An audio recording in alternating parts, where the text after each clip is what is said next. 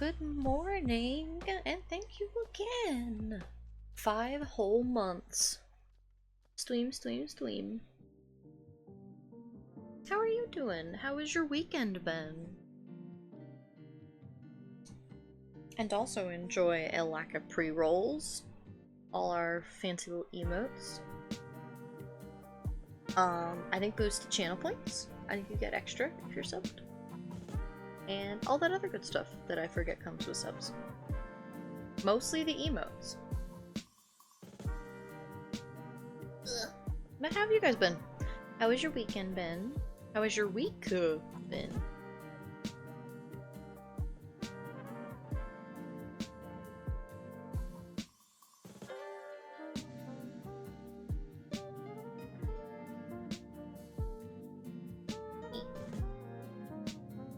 Did so much adulting yesterday, budgeting and groceries and so forth. Yes! Exceptional. Good job. It's nice to get that stuff out of the way. Like, it's nice to kind of do it all at once because you have the momentum. And then once it's done, you're all set for a little bit. Yeah, super ready to just chill out today. Exactly.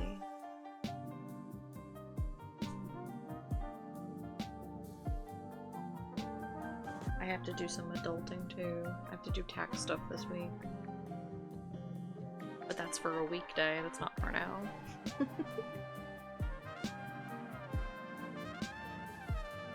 We are gonna super chill today because I really want to focus on like D&D Prep stuff. So it'll be a lot of just kind of looking at Microsoft Word. So we go big chill.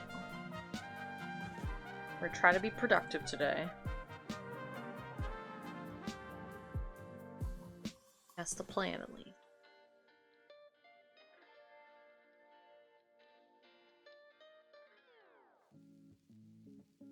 Oh, wait, where's my...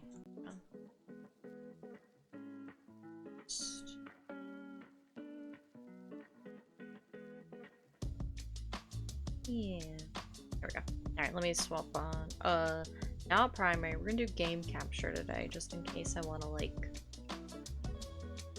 put Spirit City on or something in the background. It's just all set up. Anyway, I finished Lima. And I'm a clown because I want to be a clown. Old lady ears. No! Actually, yeah, I do kind of want to start it there. Yeah. It's chill. It's a chill vibe. Sometimes is good time. Yeah! I finished Lima this week.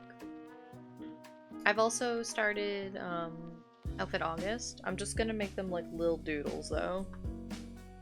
Because if I get like super invested in them, then I'm not gonna finish them per DM. I'm gonna just try to make them quick and short just for the sake of drawing something each day.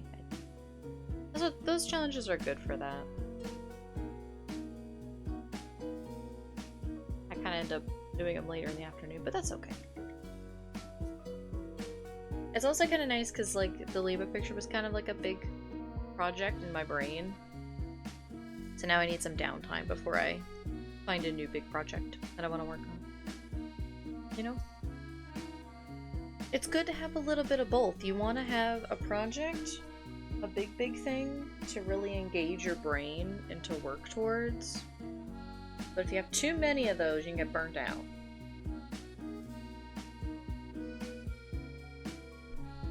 You know?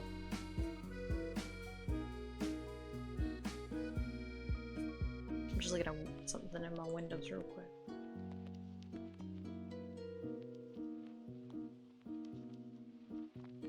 Yeah.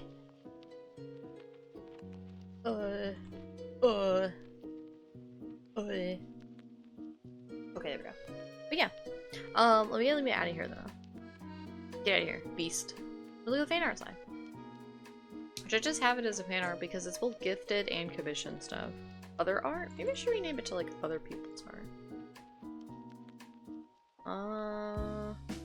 Where's my rename? There it is.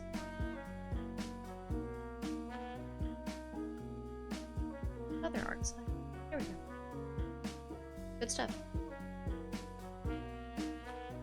But yeah, but today we're gonna work on, I'm gonna start with just like some basic bare bones shops. And then we'll go from there. I found a really fun list of like 100 shop names, and a lot of them are puns and stuff, and they're very good. So I yoinked some of those. And then the rest we'll just have to make up on our own. We don't have to do like every shop in existence, but we'll kind of figure it out from there. This one. And then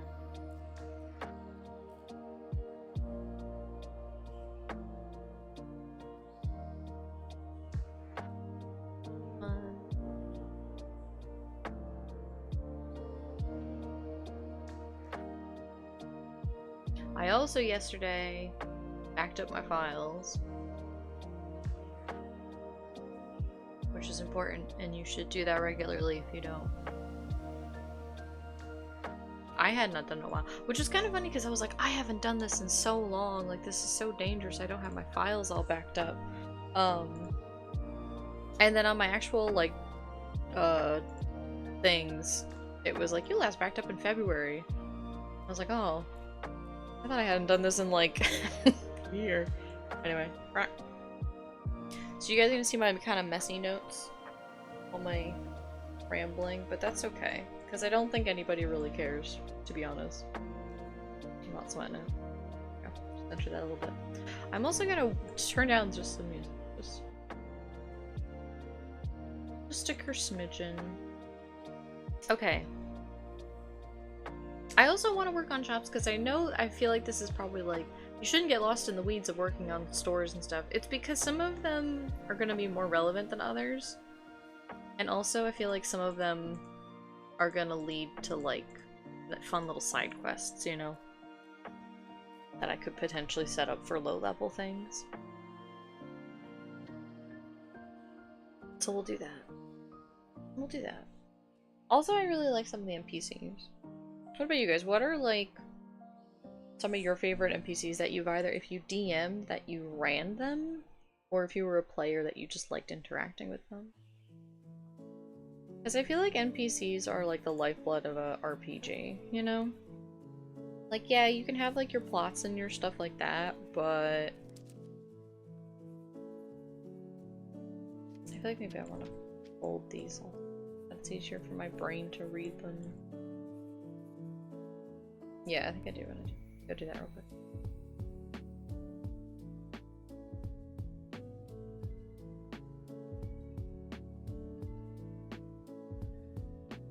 I think a lot of these like side notes that I have written are probably gonna get deleted also, but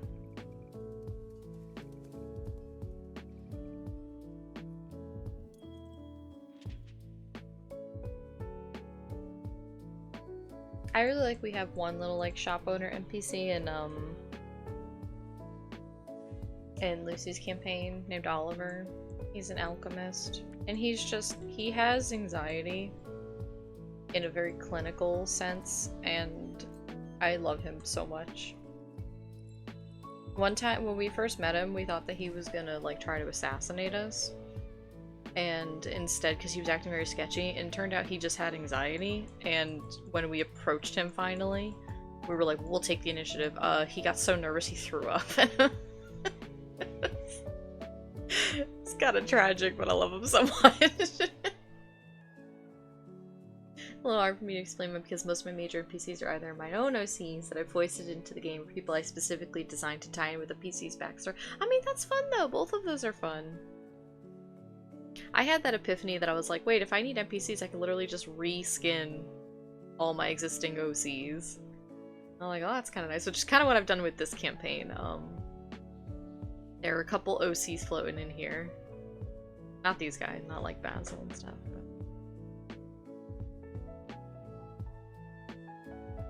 But especially ones that tie into PCs too, because then it's so personal.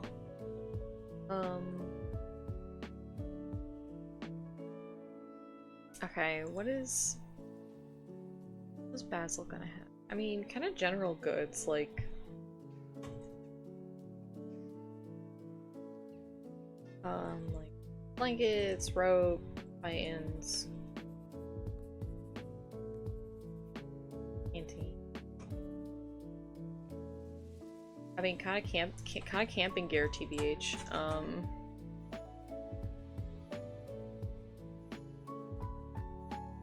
I feel like probably.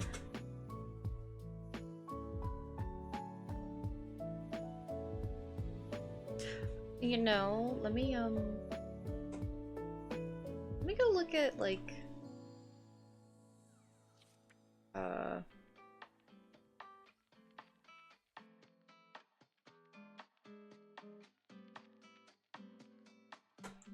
okay, maybe this is not the word I was looking for. Yeah, like the starter, like explorers packs and stuff. Bedrolls, mess kit, torches, ration. Oh, maybe like some basic rations. Yeah, I could see that. The crown princess of the city is the former arranged fiance of one of the PCs. Oh my god, that's really good. I like that.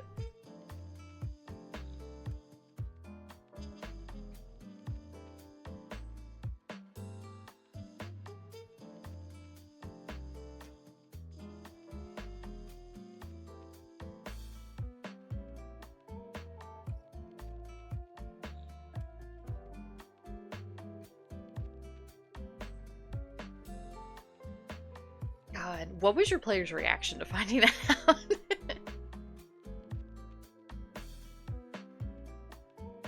That's really cool.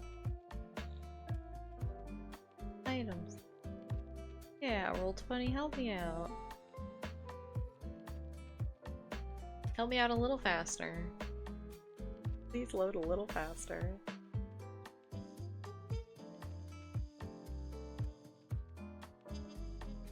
I am begging you.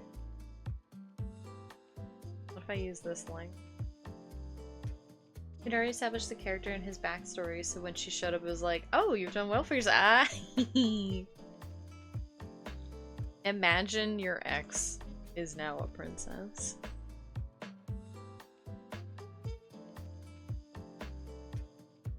That's really funny. What was your player character's like background though? Like, is he also like nobility?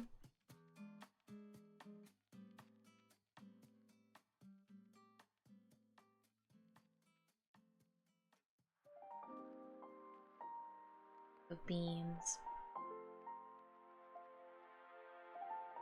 Oh, actually, yeah, maybe he has like the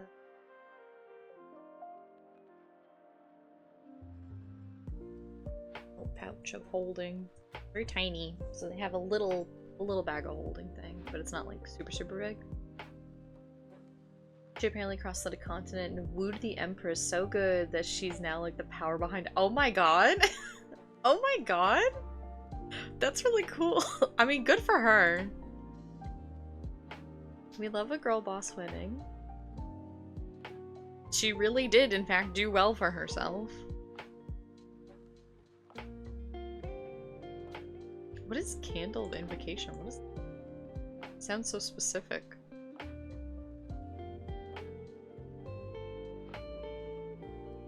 Wait. Dedicate the slender taper is dedicated to a deity and shares the deity's what? What does that mean? The candle sheds dim light. Any creature within that light whose alignment matches that of the candle makes attack rolls, saving throws, and ability checks with advantage. In addition, a cleric or druid in the light whose alignment matches the candles can cast first level spells he or she has prepared without expending spell slots? What? So the spell's effect is as if cast with the first level. Why is this very rare, wondrous item? Okay, that makes sense. I was like, why is this candle so powerful? What on earth? He was a minor noble, very troublesome growing up, very gay, so his family was like, God, please just get married and stop being our problem. And the fiance was a similar situation, but a lesbian. They were kind of each other's beards in a way. Well, I'm glad that worked out of them finding their own paths.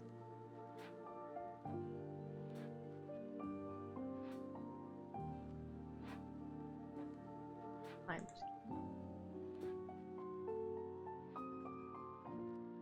just Is this just like every item in 5e? It kind of seemed like. I'm okay with that.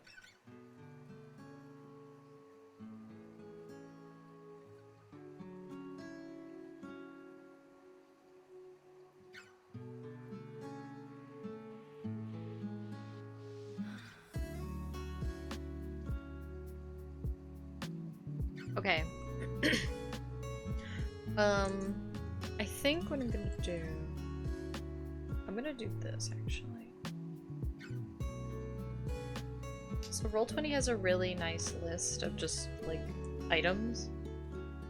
So I'm gonna put that there. I think I'll probably look at that off stream, because that's gonna be me literally just combing through a web page of items, so I don't know if that's particularly interesting. I don't know how much of this is gonna be interesting. But we're just here to chit-chat anyway, so... Okay, I'm pretty sure I can get rid of this. Food, clothes. Oh! Yeah, well...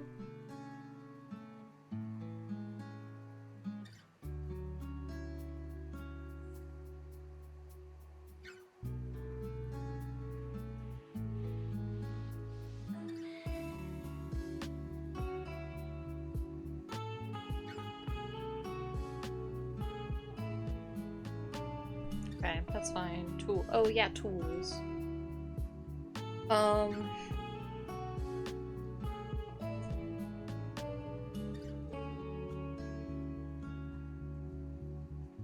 Delete. There we go.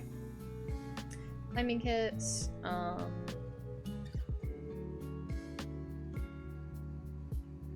Compass, bags.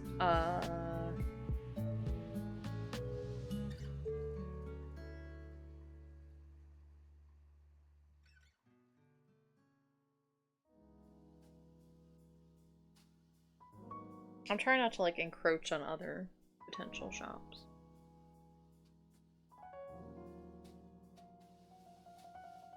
When do you find like a Dick's Sporting Goods?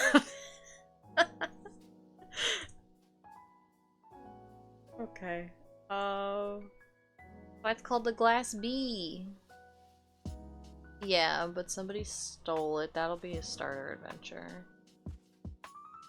This is not canon anymore.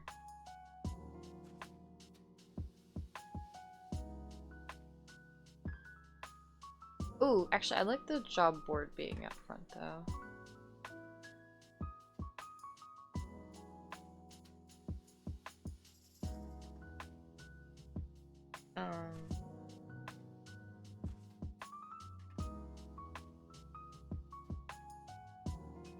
Okay. Get rid of these. Those are old notes from forever ago. Okay. Milton. Milton doesn't really have a stock because he's kind of a, I mean... Kinda NA. Well, I guess he technically could have, like, food.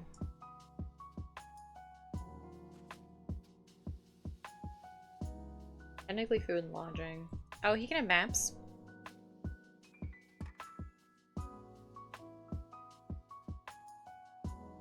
I guess that's kind of it, because he's not really a shop. He's just where the NPCs could potentially staying at.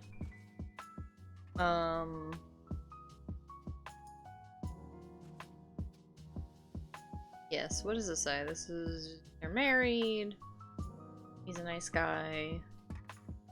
He was probably like a barbarian or a fighter.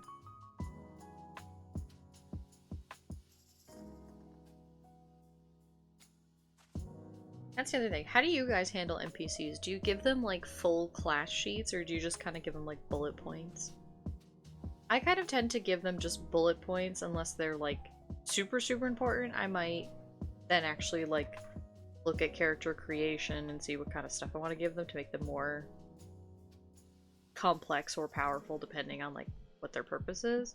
But for the most part I usually just like, here's some basic facts and then here's like 1, 2, 3 things that they can do. I probably know. Yeah. I was taking notes about what a boarding house was.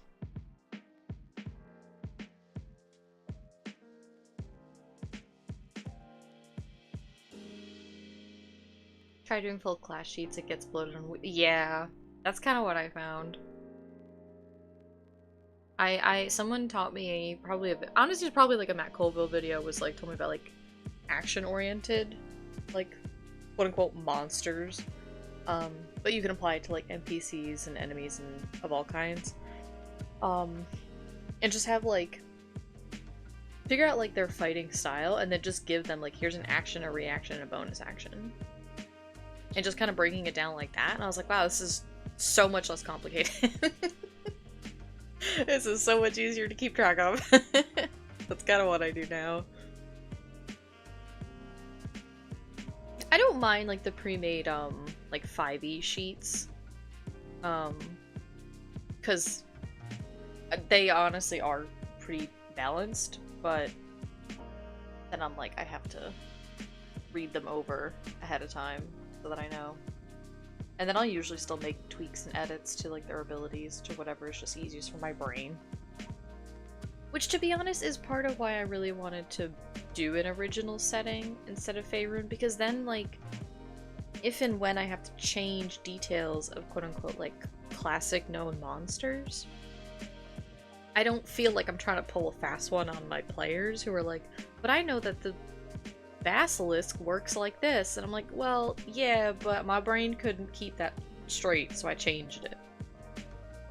And then I don't feel like I'm betraying them. It's like, well, technically we're in an original setting, so things might be a little different. And I hope that will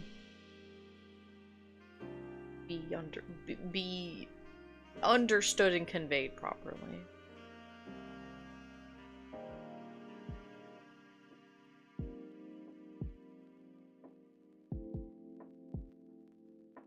Okay, I think probably like private room.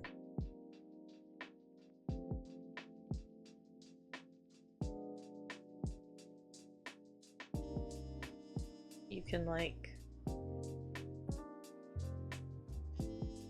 you could like get like a single, a double, a triple, quad. That sounds very college, but I feel like that's pretty standard. I feel like any bigger than that is you're kind of getting into like a more open, like a hostile situation. And that's not really what this is. Excuse me. I guess I have water in my nose.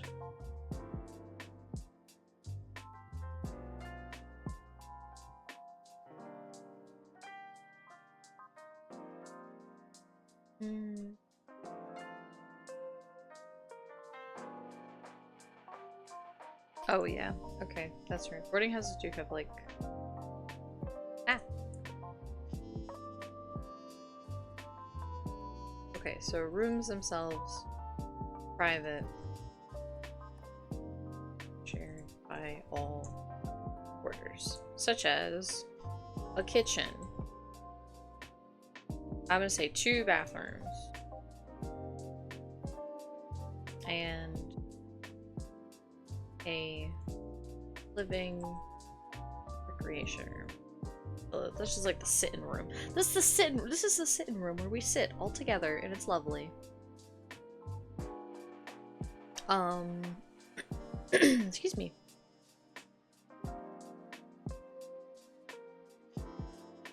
I'm gonna say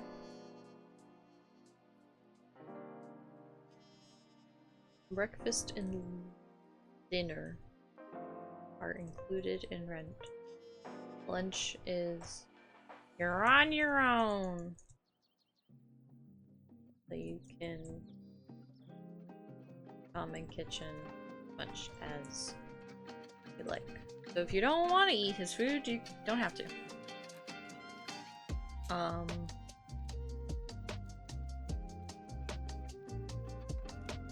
Laundry and cleaning.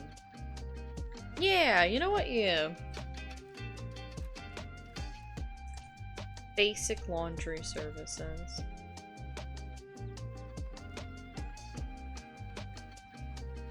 Yeah. And get fancier stuff.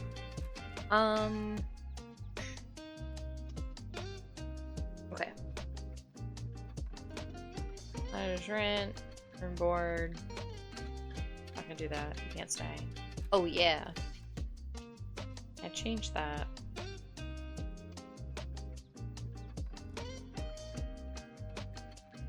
Oh, actually. Oh, big bunny flop.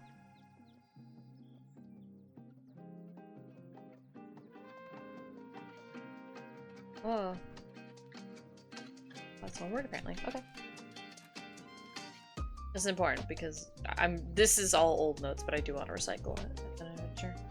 There's a city I want to make, either for a writing project or a D&D game. It's basically like, if a Ren Fair was a city, that would be really cool. That could be fun. Would that include performances and all going on throughout the day? As I've heard they have. I'm gonna put this as a note for myself, because I don't have a working note.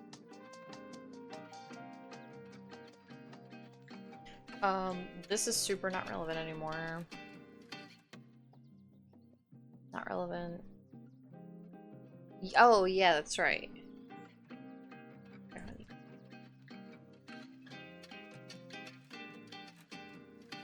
I spelled honey wrong. Don't look at me. Probably. It's a lively town, all music and banners and celebration. That sounds really fun!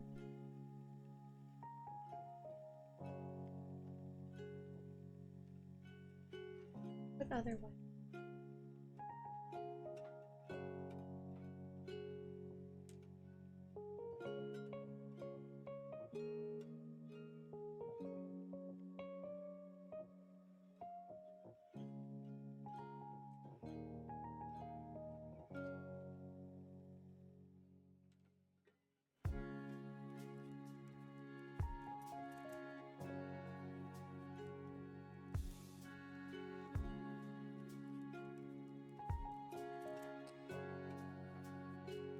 Gonna go get breakfast? Okay, go enjoy breakfast. Go get something yummy.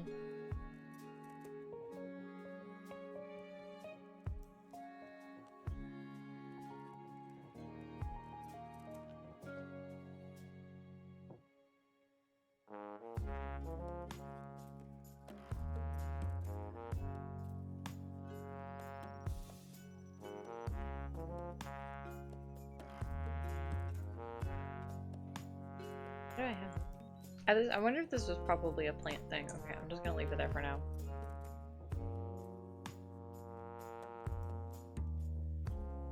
It's probably heather, actually. It's probably what that is. I was gonna do more research on it. Okay. Fletcher's Mitt. Oh, yeah.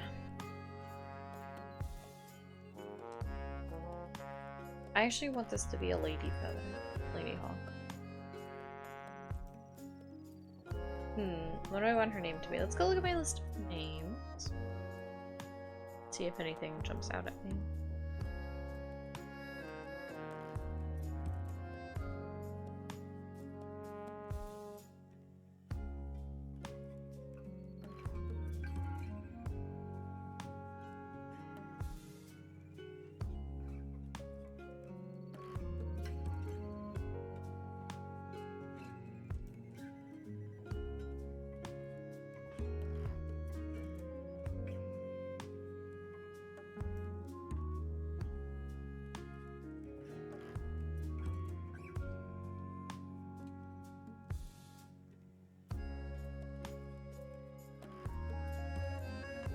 Ooh, let's name her. We're gonna name her Ava, but we're gonna spell it like that.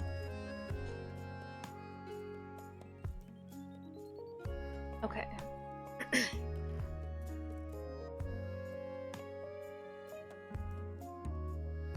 Ah.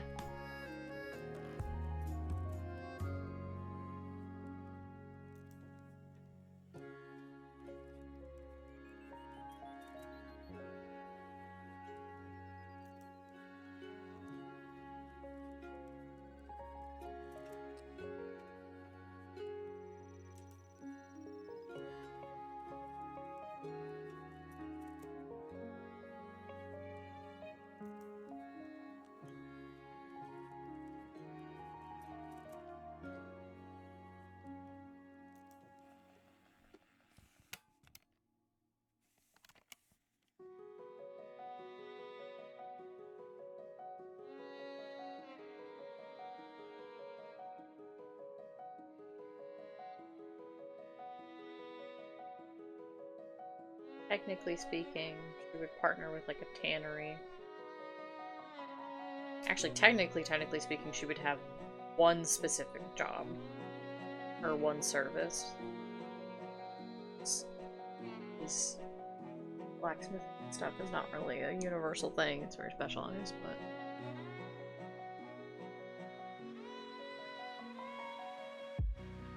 You know what?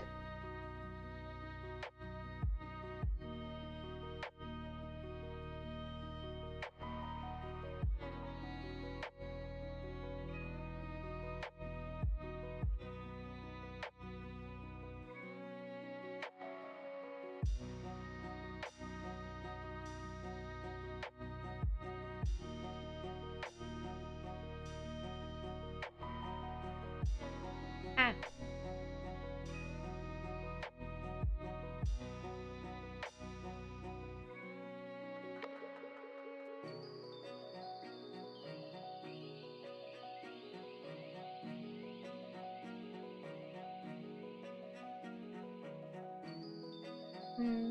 Let's say 15 years.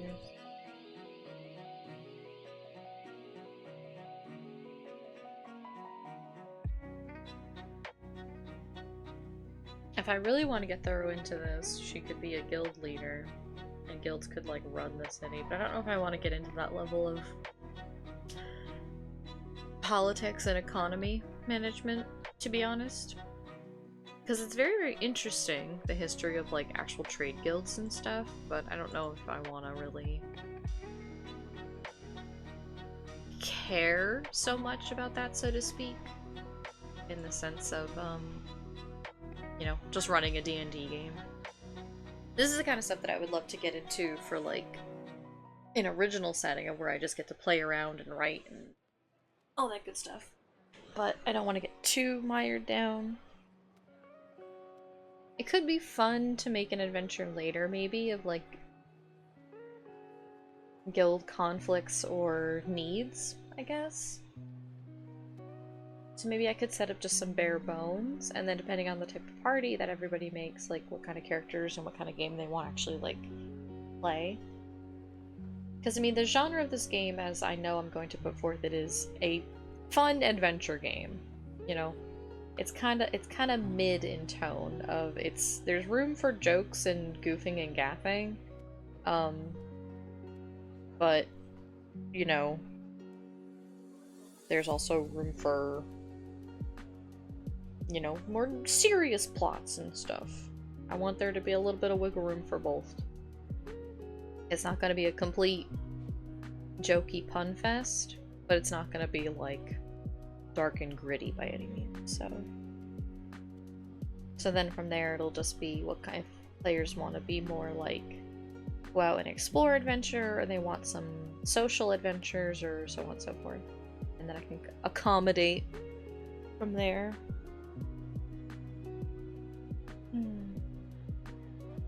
You know, that's the kind of game I want to run. I don't know about you guys. I don't know if you guys have, like, favorite genres that you like to play in. Maybe you just like playing in general. I'm an adventure gal.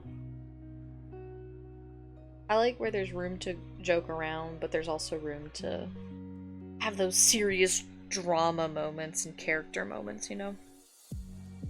I like a little bit of both. Ah! There is some hay. What happens when you own a Banui? Hay will end up anywhere. Okay.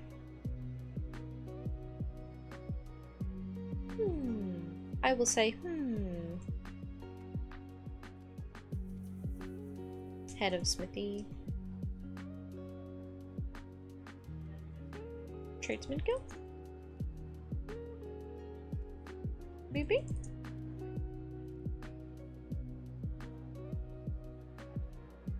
Unionize them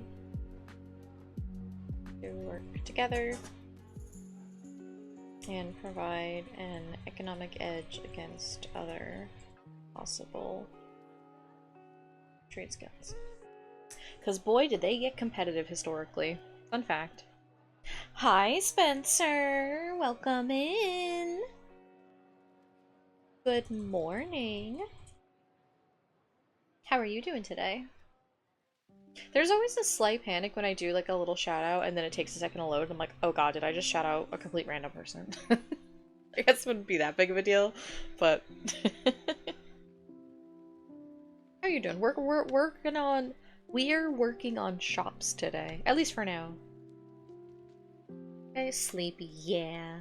It's a sleepy Sunday. I'm doing okay. Kind of hanging out. It seems like the weather doesn't know what it wants to do, if it wants to be sunny or cloudy or rainy, so it kind of keeps going in and out. Which, you know, I think I might need, like, vitamin C supplements or something, because when it's not sunny out, I am running on low battery. I woke up at 5:30. Oh god, why? What happened? Ah! Don't undo.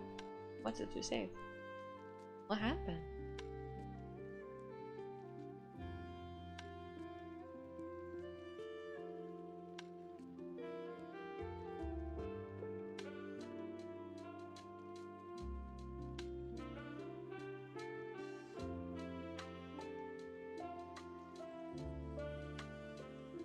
AC has this area that condensates a lot and it can fill up a thing cause oh yeah. Yeah, ours are kinda like that too. We don't have like central air, but we have like AC units, and so we have to put them up on a stand and then put like a Homer bucket underneath them so that the water can drain out.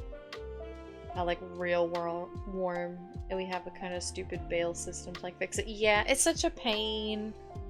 Old turkey baster in a bucket, yeah. Yeah, I get that. That's such a pain. I know, yeah, I went to go turn on one of our AC units the other like weekend because it was super just humid and just ugh. So I actually wanted to turn it on for the dogs because I was moving up and down anyway, but I was like, I'll leave them down here. I don't want them to overheat, so I'll turn this on. And I was like, you know what? Let me check the bucket real quick. And it was literally up to, like, if I had turned it on, I would have heard like a splash like 20 minutes later of when the water dumped out, and I was like, oh god, thank Christ I checked. Apparently nobody else is in this house.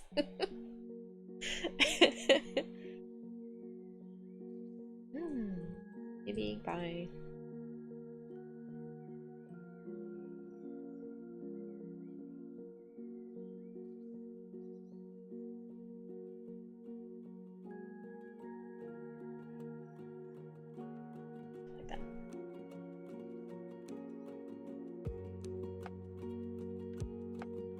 Abracadabra is run by Al-Akazam. Oh yeah, he was gonna be a little gnome. He's gonna be a little mousy gnome. Let's see, I gotta look at my gnomes real quick.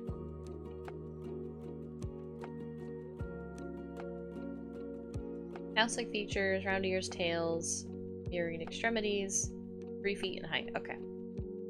Hey. Sounds like I want there to be some jokey stuff in this. It's not a complete joke. It's not gonna be complete serious either. A little bit of both.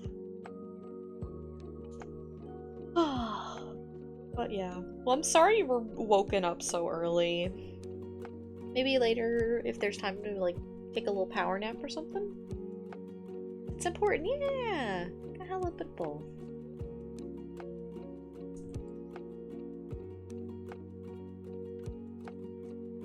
Oh, welcome back, Blue. What did you get for brekkie? We'll just put him at 3 feet. Make it easy on myself. There's a cat in my chair. You'll be okay. Oh, okay. Listen, it's a Sunday. As long as you have a nice, chill, relaxing Sunday, that's all that matters. I'm gonna say he has big glasses that almost don't fit on his, because I think that's cute.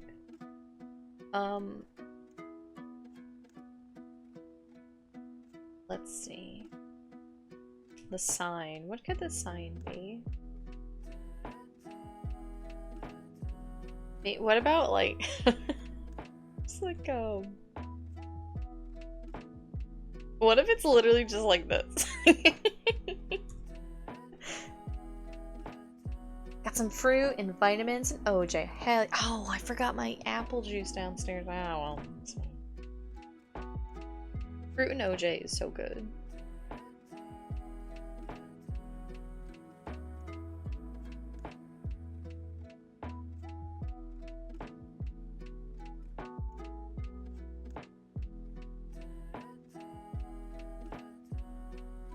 So it'll be expensive because I'm gonna give them a tiny one to start so they can save up for a bigger one.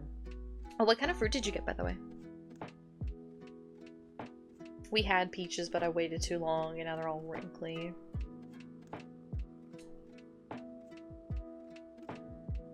I'm an out of sight, out of mind kind of person, so if it's not like in my face, I forget about it. I should have gathered some raspberries when they were in and frozen them. Rookie mistake. I could have had them throughout the rest of the year. You know, so it was just a bit. Yeah, dude, bananas are good! Bananas are such a powerful little fruit. Ooh, oh my god. Can you guys hear, like, the yard work being done outside?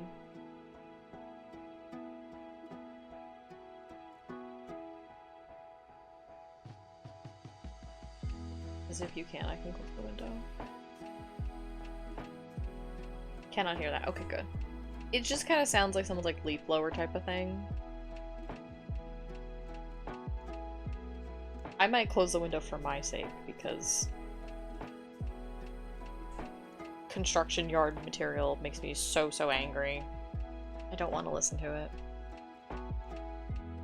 And around me is like 4 different houses of people who are retired, so it'll be just like the middle of the week. They're just sitting there mowing their lawn for the 4th time that week for like 3 hours. I'm like, your yards are not that big. Please stop, I'm trying to work.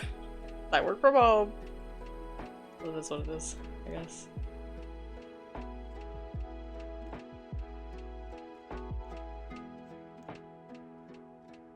What about like a sparkle? The little frog wizard, that would be cute, I think.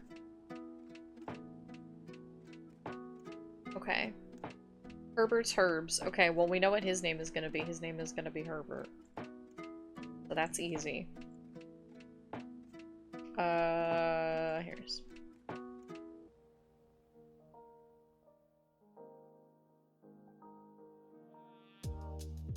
I don't know his name. Al doesn't need a deal yet. I can make it later. Well, shop name. Oh. Yeah. Service. Apothecary. Did I spell that right? Nope. Apothecary. Fuck. Is it not apothecary? Help me. Apothecary. Okay, it was good. It was the one vowel I hadn't tried. Right. Nice job. Oh.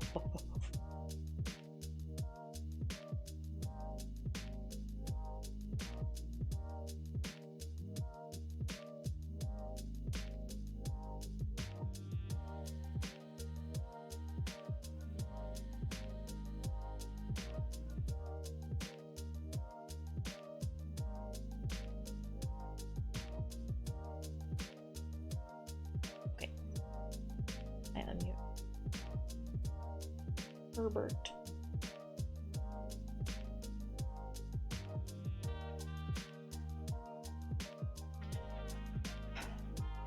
Herbert's Herbs.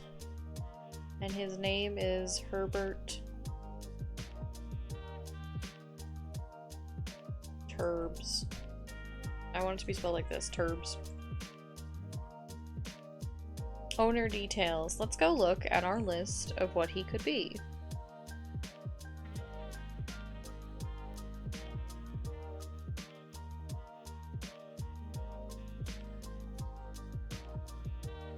I need to lower the line. Let's see. He could be a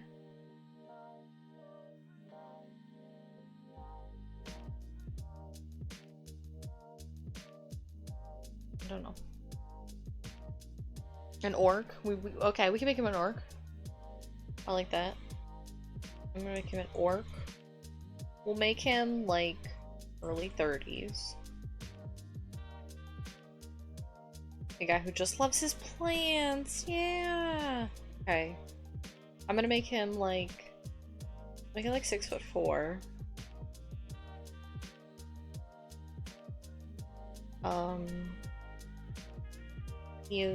He is large and in charge, but very sweet and loves his plants.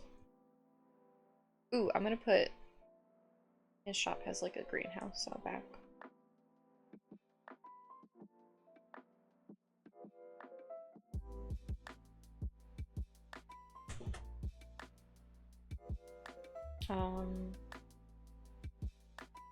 Other materials or more rare materials, he outsources to, I guess outsource is not the right word, but he buys from people who get them. I don't, for him. It's fine. It's fine. It's fine.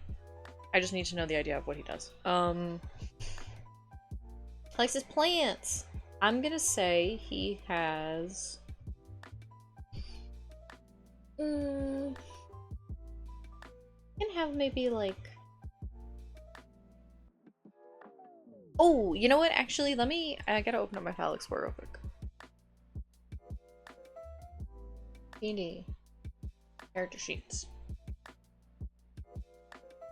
Did I give you a surname? Oh, I did. Okay, his name is Quincy Lockhart. Okay, he can be Quincy's brother. How about that? Herbert Lockhart.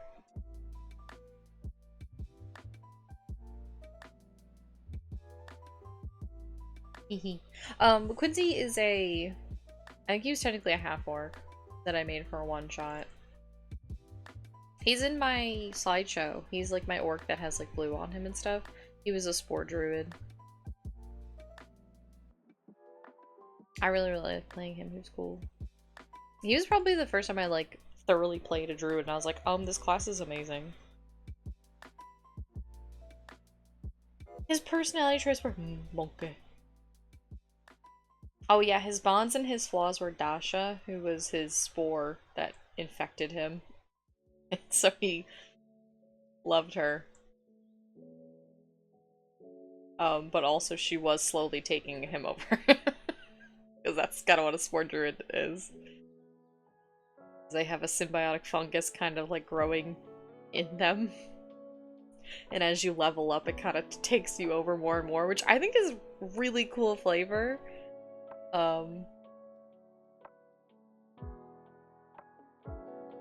Yeah. Technically, Quincy was a half-druid, or a half-orc.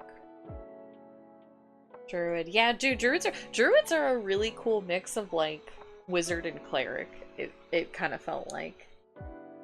Like, it very much has its own, like, distinct feel, but I was kind of, like, in the healer role of that, like, one shot. We do have brother, actually, because we're still brothers. It was fun, though. Because you have all, like, the raw power of, like, of the spell casting of, like, wizards and sorcerers and stuff with druid. Excuse me. But you had, like, I had, like, healing capabilities, too.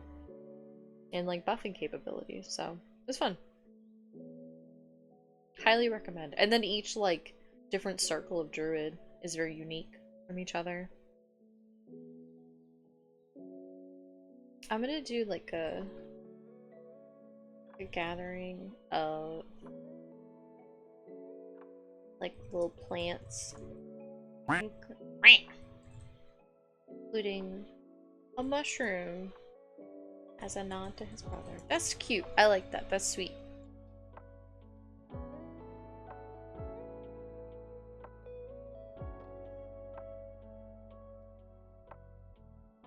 I like that. That's cute. That's cute. Just recycle Quincy a little bit. So maybe Quincy can be an NPC at some point if I ever need to fill in. If I establish he's in the world somewhere. But if I don't need him, then no big deal. It's no big deal.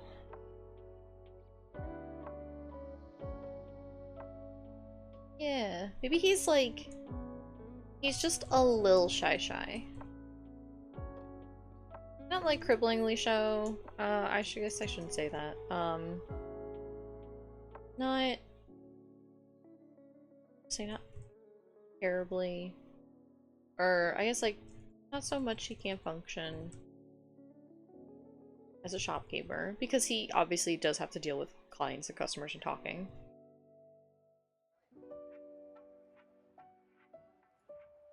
He's professional. If you get him talking about his plants, though, it's very excited and outgoing. That's nice. That's cute. I like that. I like that a lot.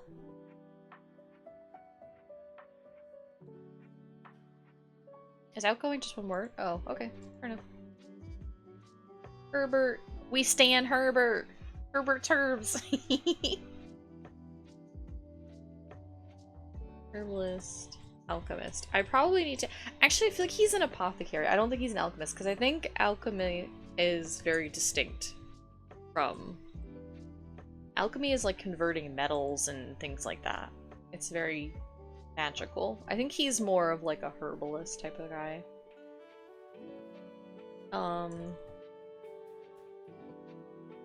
And spell components, if they want to use spell components. I'm not going to require it, but if they want to because they enjoy it, I'm always fine with that, and I will provide a means for them to get kind of basic stuff.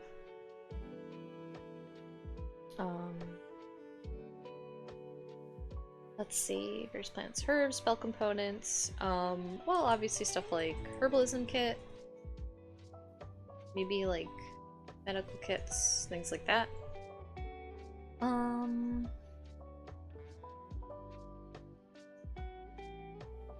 Maybe like druid type items I could see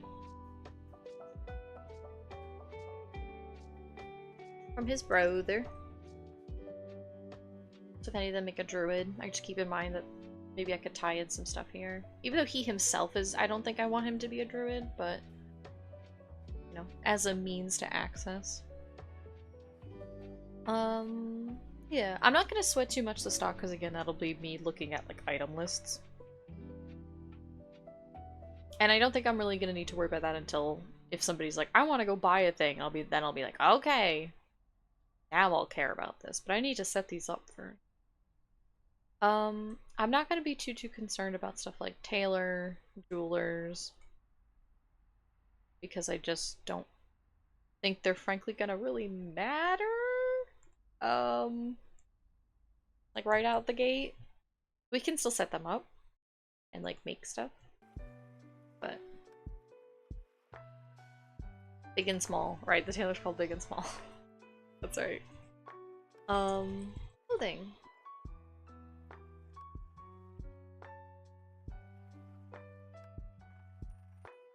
I'm gonna put like everyday clothing now. Oh, work.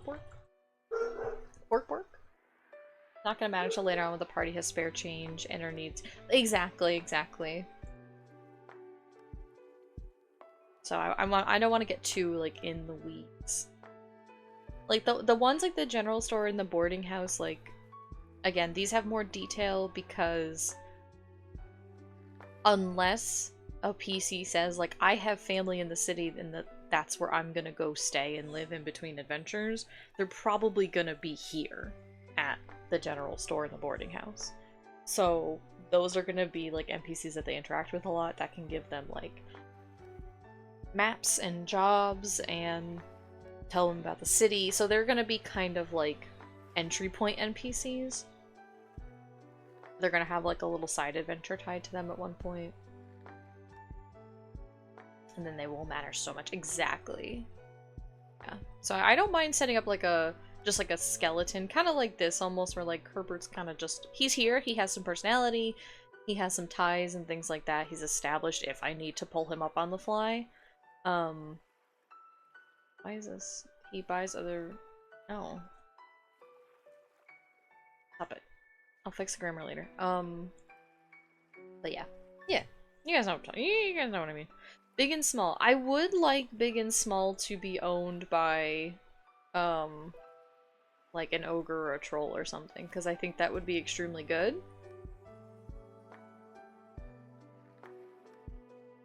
Okay. What if, um, what if Big and Small is owned by a bugbear? Cause, I do need to put this in. Hang on, where is, label races? I think they're under Faithful. Yeah, bugbear. Yeah, they're huge, covered in fur. They can find peace and quiet. I actually would like to give them stuff like advantage on stealth. So that is a part of their real-life human folklore. Is that they are spooky little boogeymen, and I kind of want to keep that flavor. And I'm pointing that out because I really like the idea of you like trying on stuff, and then there's this like huge tailor just suddenly appears behind you, and you're like, huh. just huh. Just scares the shit out of you. That's funny. It's really good. He's like the person's like, I should say he, but like they're like super, super nice. But they just naturally are kind of spooky. I really like that.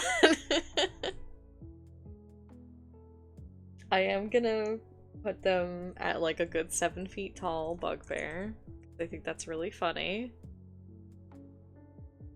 I'm gonna say they have like darker fur with kind of like salt and pepper, like gray streaks. I think that's nice. Very distinguished.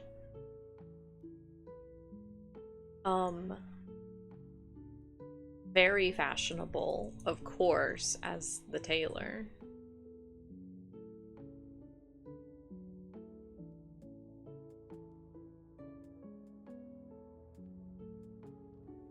Concerned about appearances. What? You know what? Let's just chat crowdsources. What, like, pronouns and stuff do we want? What, like, main color maybe does this bugbear like to wear? Do they have, like, a brand?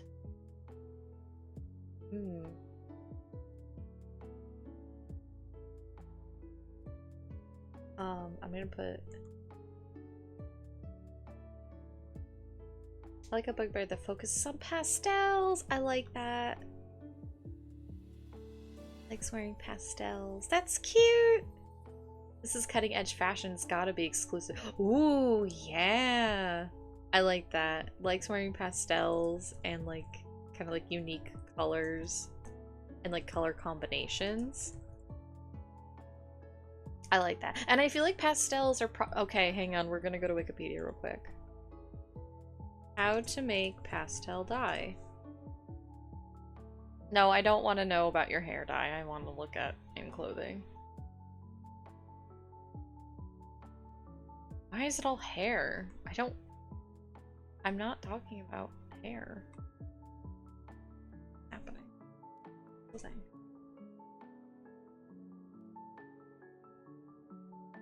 Your chosen dyes. Then you dilute it. Okay. So you do kind of need like a rich color to start with, and then you have to dilute it out. Pale purple, that they have a deal with the like manufacturer, grower, trader. Yeah, yeah, yeah!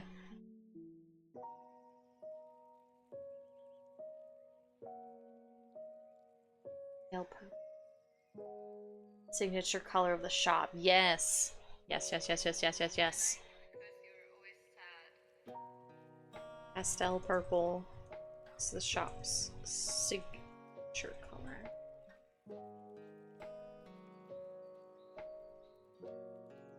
I feel like he also likes to always wear like a little accessory.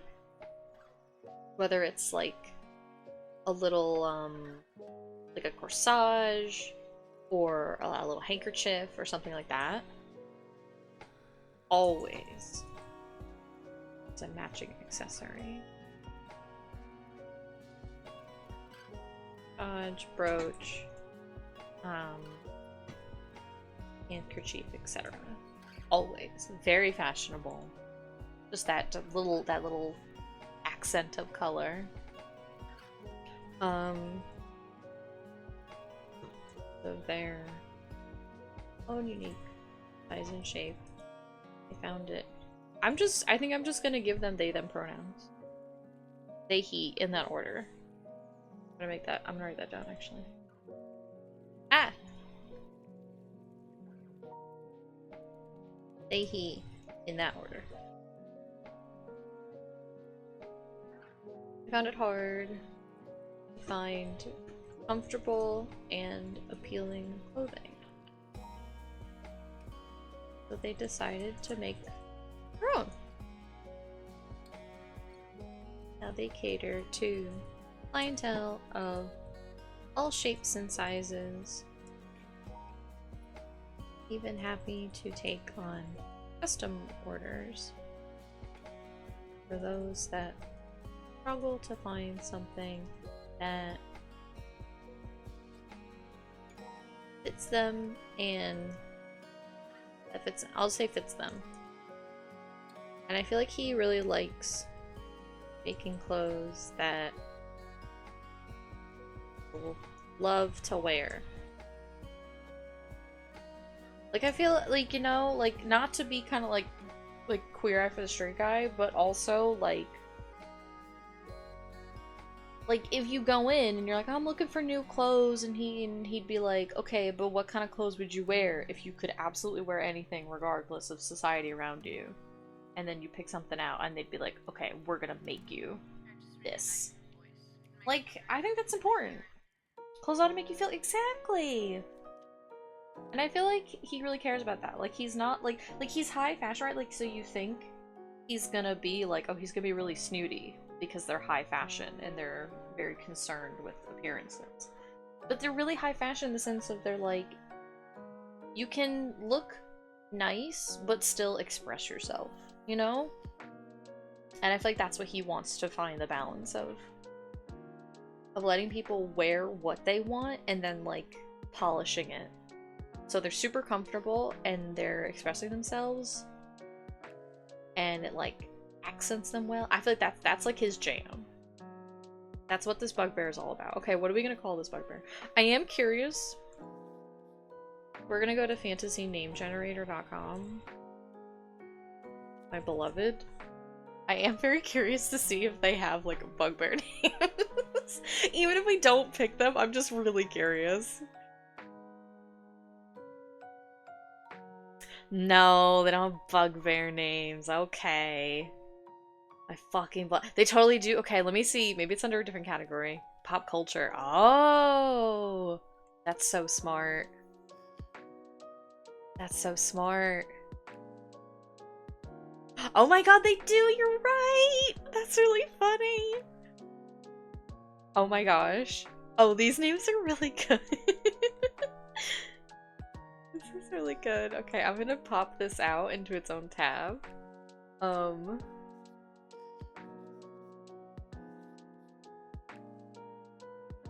So that we can look at these together. Okay, so this is what we got. So what are we gonna name our very fashionable bugbear? If none of these really stick out, we can also like make a list so we can like write some of these down if we're like, oh, we kind of like that, you know? Diggin's pretty good. I do kind of like Diggin. We'll make a list. Diggin. Oh, hang on. Let me resize this window. It's probably gonna get kind of bunked up. Hang on. Just bear with me. Yeah, because it's already kind of cropped. I love this, the picture in the background of the bugbear just screaming is like, okay, calm down, sir. Here we go. Alright, let's see what else we got. Diggin has like a personal ring to it. Yeah, I am kind of fond of Diggin. Dodden. Ooh, Diggin Dodden. I mean, that could just be their name, too. Dodden. I don't like it for them, but Kurgunk is a very good name in general. Yeah. You just click names, you can like change them. Yeah. Kurgunk. I kind of want to write Kurgunk down just for me. Kurgunk. That's for me for later. Brazilk. Bro silks. Bro silks. Ooh. Interesting, interesting. Zelk isn't bad, but IDK. Yeah. Yeah, like a lot of these names. This is kind of always what happens when I go on like name generator sites. Is I'm like, I like a lot of these names, but not for the person I'm making. So I'll usually then write them down for later, and then I'll recycle them. I don't want to say we got one, but I really kind of like Diggin' Dodden as like a full name. Diggin' Dodden's really good.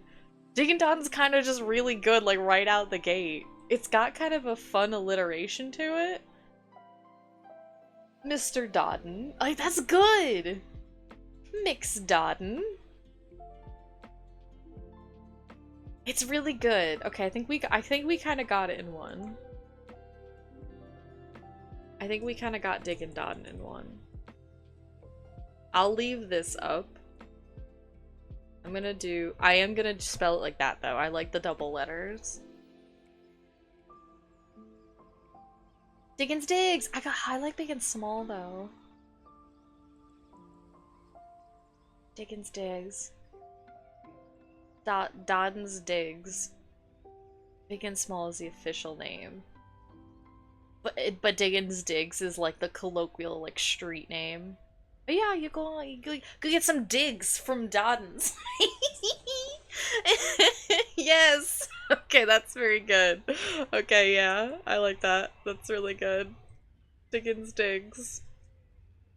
This is the colloquial name. The clothing line. The clothing line. Like their custom original clothing line. I got my digs from Dodden. I like that a lot. That's really funny. That's really good. That's really good. That's very exceptional. Okay, I mean, stock is like clothing. Basic clothing, but a bit nicer. Boutique style, but everyday clothing.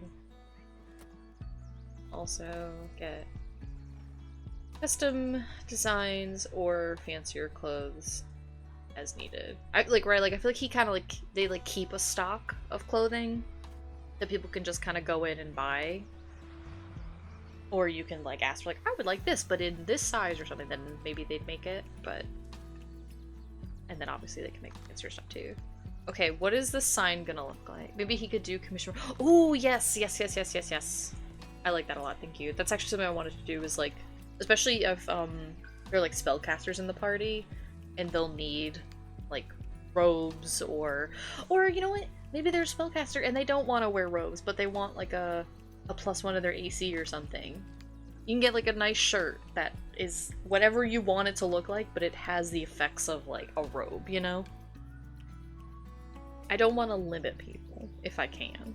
I'm gonna have to put down limits in some ways for my sake as a DM, so if I can then provide like other means for my players to be creative, like I feel like that would be a good balance.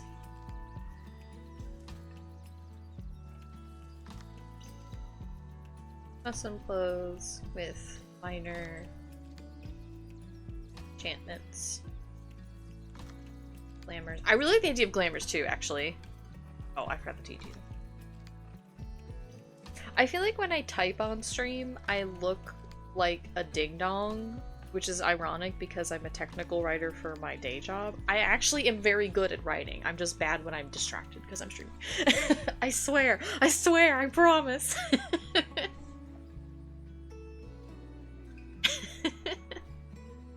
Yeah, I like that.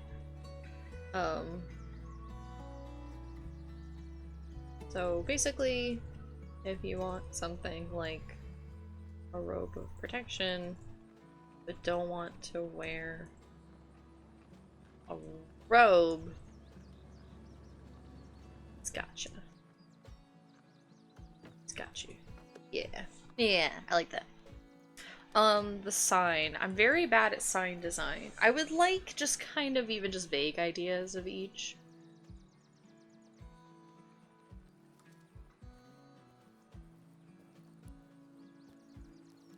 Very bad at graphic design. Graphic design is not my passion. Thinking like, okay. I'm listening.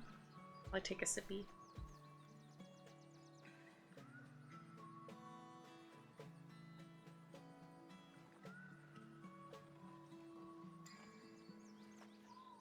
God, I love digging down so much.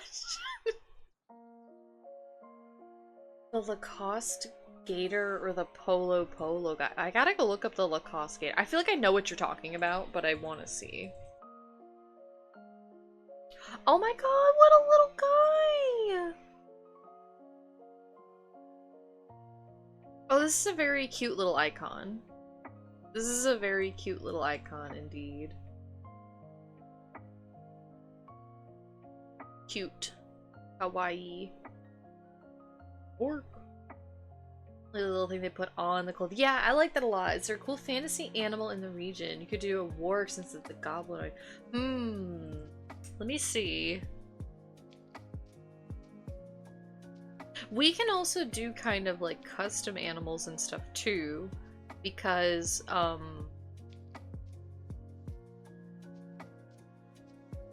have already done that for an NPC. He has a, what is in a Faerunian setting, a kind of rare-ish creature, but he has it because I'm like, I just want him to have one. So I thought I was like, I could just do that. So if we want to give him something that's like, okay, although something like a warg with like a little top hat and a monocle would be kind of cute. That would be kind of cute. That would kind of be really cute.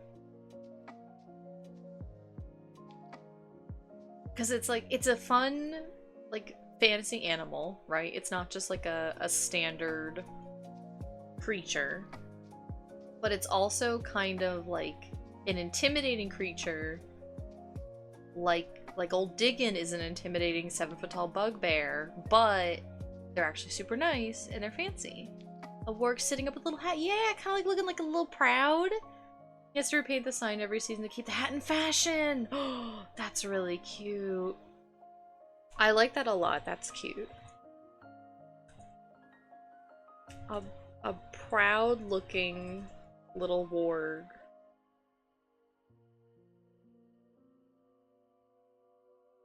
With a monocle. I'm gonna say wearing. Wearing a monocle and a fancy hat. Oh, yes. Maybe like each, like every time they make like a new like line of clothing, they change the hat. Do I want like season or year? Because I feel like season's like a lot to then take the time out to repaint it. But also I really like the idea of, wait a minute, what am I talking about? It could be whatever I want. It could be whatever I want. It could literally be the sign itself is enchanted to automatically change each season. So when it's spring, the little warg has this hat on. Then when it rolls over to summer, it has this hat on. I can just do that. I can just do that. This is fake. None of this is real. I can do whatever I want. I like that. I'm gonna do that.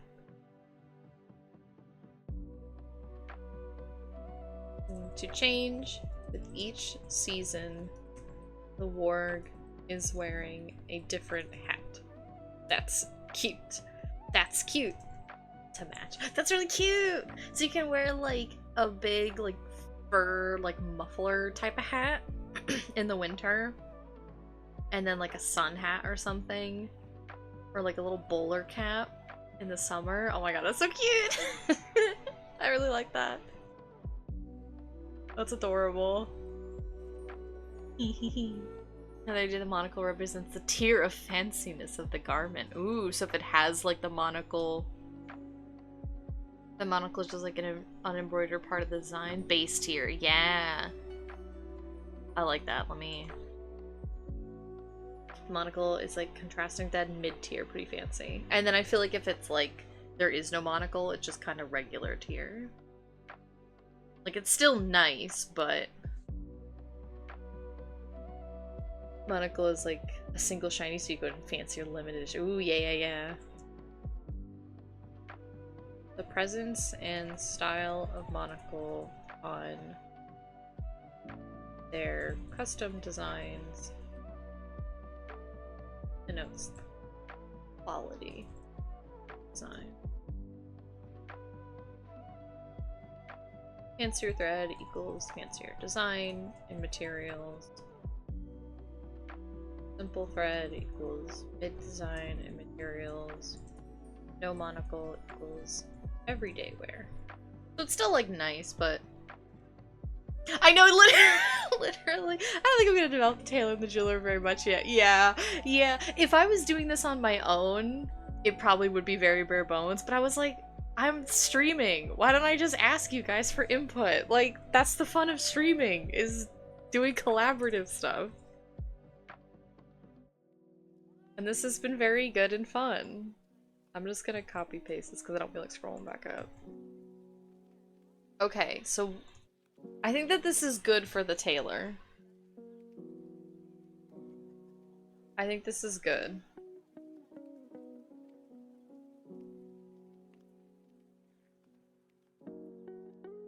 I'm actually maybe just gonna copy this and then...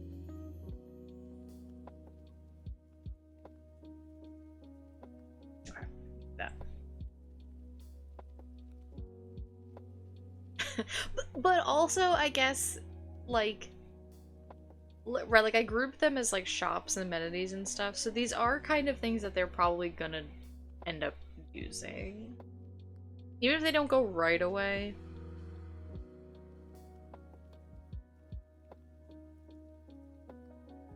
Okay. Jewelers. I spelled jeweler. Okay, fun fact, I don't know how to spell the word jewelers. You know how everybody has like a word that you just can never spell, no matter how many times you try? Jewelers and license. And jewelry. Can't do it. I always get it wrong every time. And also guarantee. I always mix up the U and the A at the beginning. Okay. Refrigerator. Refrigerator's a rough one. License. I hate license. I hate it. I hate spelling it. I used to have trouble with the word vehemence too, but then I got in trouble because someone asked me, they're like, one of my friends was like, what's a word like you always have trouble spelling? And I'm like, I don't know, I guess vehemence I struggle with. And she was like, okay, well let's bring it down from the SAT level. I was like, okay, sorry.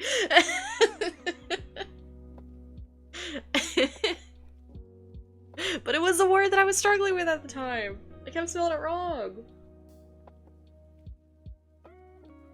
And I think I was like in a lit class that I kept needing it for some reason. I don't know. But license, guarantee, like jewelry, license. Okay. Yeah, I think I spelled that wrong. No, it is a UA. I never remember because I always look at it and I'm like, that's wrong, and then it fixed it for me. I also technically spell gray wrong because I prefer looking at it with an E, but in American English it should be A, but I'm like, I just like E looks better. I don't know. I don't know. Leave me alone. Okay. Jewelers. Yeah, EA looks better than A. I think part of, okay, full disclosure, I think part of why I got used to writing it EA, or EY, rather, sorry, EY, is because way back when I was in middle school and I was on Neopets and I was learning HTML through Neopets, I shit you not, when you were defining colors, because the website at least used to be owned by, I think, a European country, or company, I don't know why I said country, company, that if you actually wanted gray, like the monotone color, you had to spell it EY. Because if you spelled it AY, it would make it like a lime green for some reason. So I just got in the habit of spelling it EY. And then I learned it was like every word program I ever use is like, you're using the English when your settings are set to American. I'm like, it's all English, it's fine. I promise, nobody's gonna care. So, but it just looks good. It just looks good. I like it. Better way to spell that word. Exactly. We can let them have that one. They're right. They're right. They were correct. The British keep their extra U's, but we'll take that one. Exactly. Okay. Alright, what do we want the jeweler to be? What have we not? Also, it's kind of fun to work on the shops because I want to get into the habit of not just making everybody a human bin. So, it's kind of a nice way to get some variety in all these different ancestries that we established. Ooh! Maybe a deep gnome could be fun. Because hear me out, they're used to living underground, so maybe they, like, were from, like, a mining community, and we're like, I can take this elsewhere. And also, if they're nearsighted, because they're used to, like, low vision, you kind of need to be nearsighted if you're working on jewelry and stuff anyway, because you're probably going to be using a giant magnifying glass. I think that could be fun.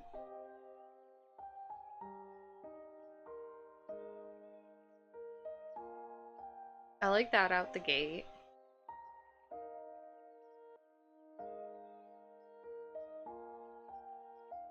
Why is this a giant blank page? Oh. That's probably formatting got... yeah. Ugh. Okay. Well then, for the sake of... for nowsies. For nowsies. Times New Roman. What the heck? Oh, probably because of the page break. Right? That could be fun. Or... okay, I'm thinking the jeweler could be a deep gnome or a fire genasi, and then like the glow that they give off kind of like makes their stock sparkle. It makes it look more appealing. You know. Those are my two thoughts.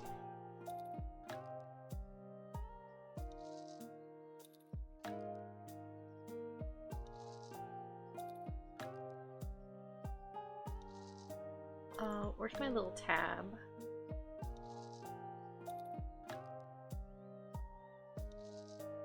Deep gnome. Yeah, I kind of like the deep gnome. I feel like the deep gnome has like a practical background to it.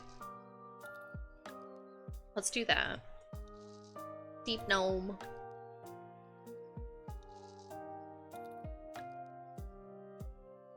Deep gnome. I think they're gonna wear...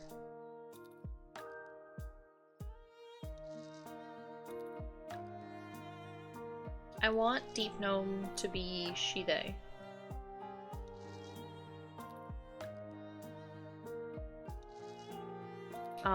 Deep gnome, and they wear like those really, really like thick glasses.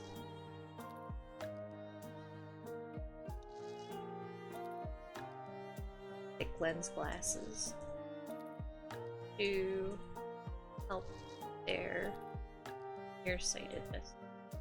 However,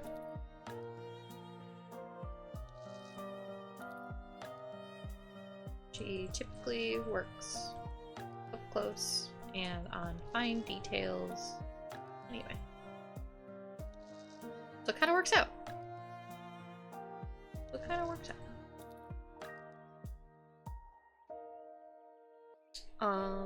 Okay. I want her to... I think she's gonna have... You need to get going. Well, thank you so much for hanging out, Blue, and thanks for helping us make different NPCs and shops and stuff. And I hope you have a great rest of your Sunday. Enjoy your weekend. Thanks and take care. Take a sip of water.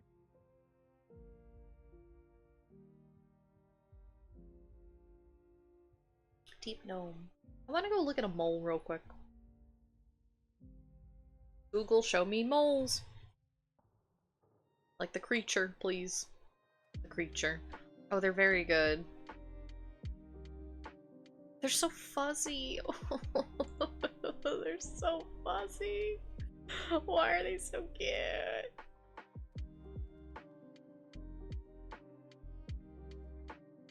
I love them. I love these little creatures. Okay, very fuzzy. She's gonna be very fuzzy. So she has kind of like a... Is it like a dark gray brown? I guess it's kind of like a dark brown-ish. Okay. Like she's gonna look like a mole. Like the creature. So like dark gray brown in with... It's kind of like a thick, like a peach fuzz type of fur, it looks like. Fuzz type of fur. Very soft. And she got a cute little big nose. Pink nose and kind of like pink hands. Pink colorless hand.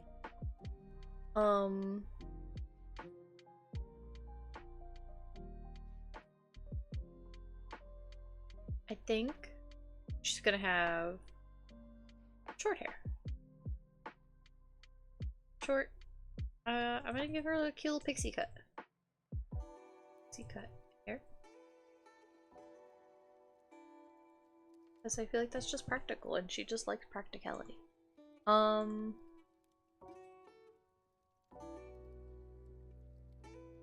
She's gonna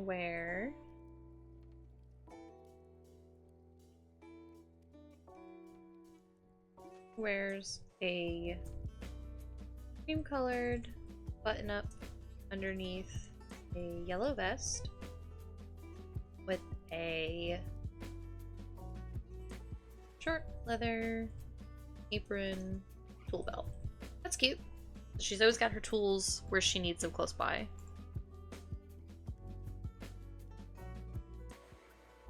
Okay. Originated from a mountain mining town.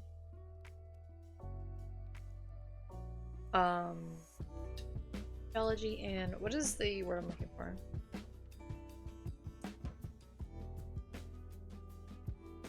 Stop it. Google, you're not helping.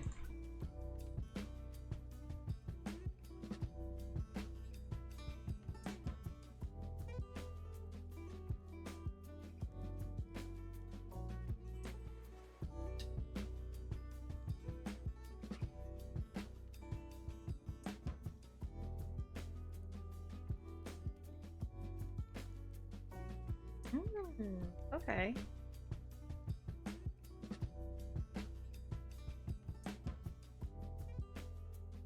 Okay. I'll have to look into this more, but this is research for after stream. Okay.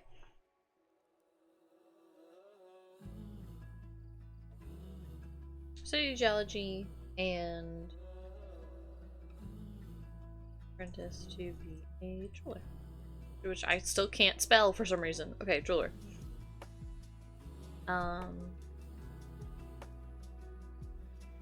Left home a few years ago, so she hasn't been here for all the time. Years ago. Moved to Sanctuary. Set up own shop.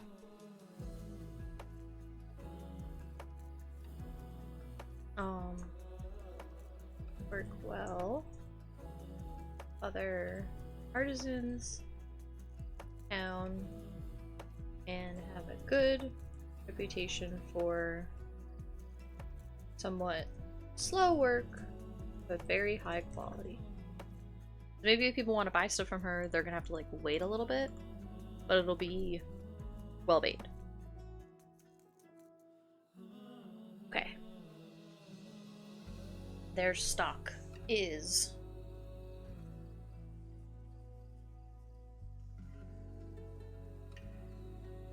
Also I'm gonna say like mid-20s. Because if they're kind of like, they only moved from home a few years ago, they're probably like fresh out of their apprenticeship. They're kind of only just now. Well, I guess if we're going with historical accuracy, she'd probably still be an apprentice. Maybe only a fresh journeyman. But it's fine. It's fine. We won't think about it too much. Accessories, jewelry. Christ, I every time. Accessories, jewelry, minor enchantments, repairs. Interesting story for another day. That's how you do it. Exactly. Exactly. We'll get back to you on that one. Maybe buy some of my wares and I'll tell you my history. Here's, oh, what did I just see that I was like, ooh, this would be a good thing to include?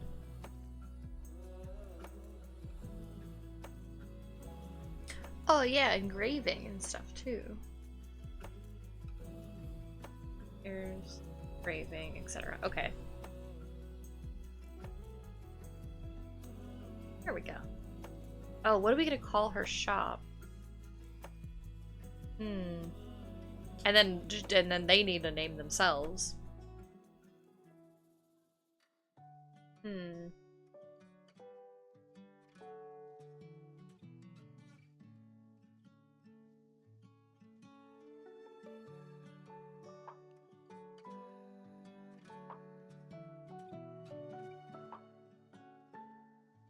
Excuse me.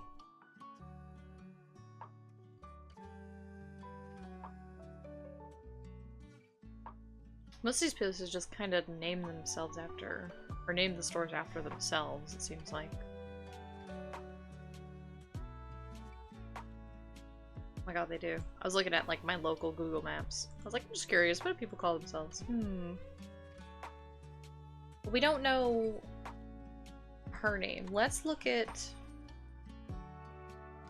name generator, see if we can so what was it? It was pop culture, Dungeons and Dragons. Ah, interesting. I don't know if I ever knew this was here.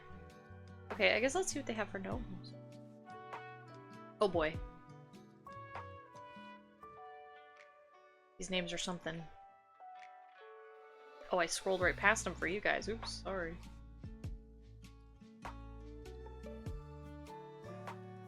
Alright, there you go. These names are something.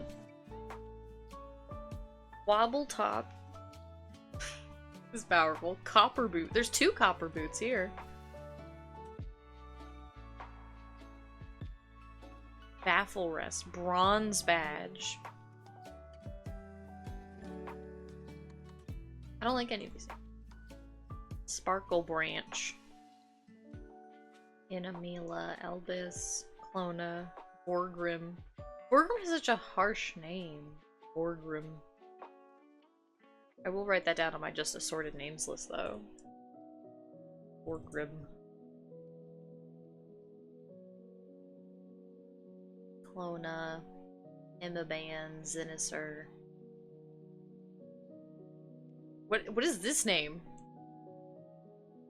Regal Laggle. Regal Laggle. Regal Laggle. Silver boot.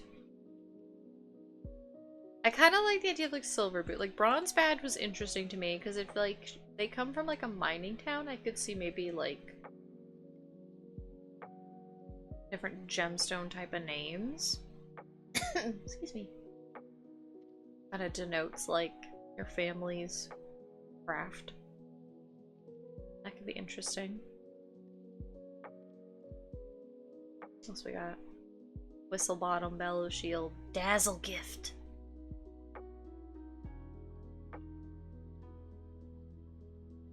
Dample Nemple. Dample Nemple is really powerful.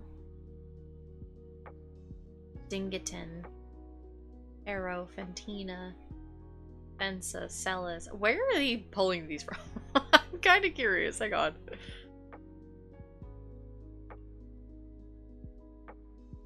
No names are melodic despite their harsher tones. Females have more vowels, but the differences can be minimal.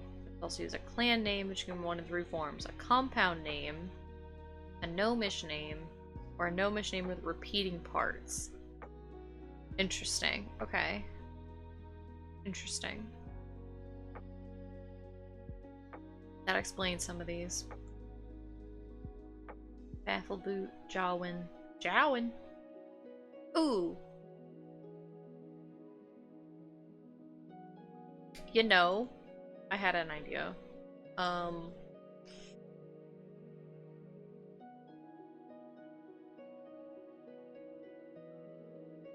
Google something. That's what it was. That's what it was called.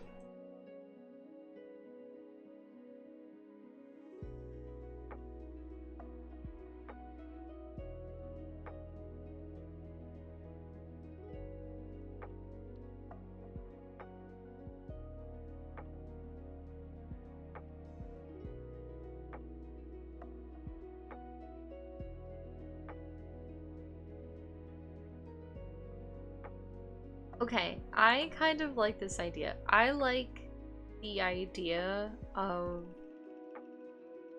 I played a game years ago when I was very small, and everybody's name in the game was just like generic names, I think.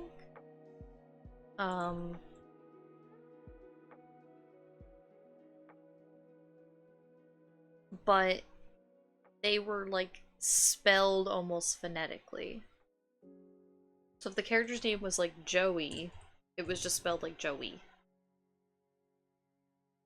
And if the character's name was like, you know, I kind of like that. I kind of like that. That's cute.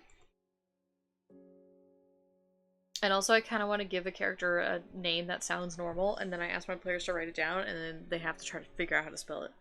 Because that's a fun game I like to play as a player.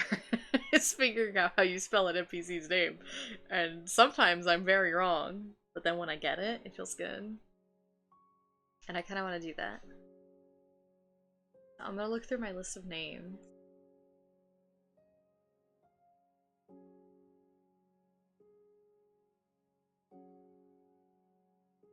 Ooh, okay.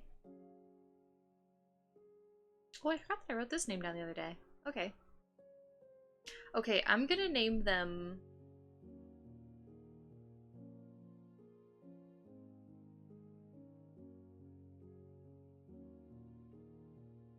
Well, actually, I am gonna still give them this name, but it's not kind of fulfilling that name, maybe convention. Because I was thinking of names, I was like, okay, what are some names that I want to give this character, but then how do I spell them differently? And then my brain went through, was like spinning through the mental catalog, like the Rolodex of names that I have up there. Well, I like this one better. Writing them out on the side.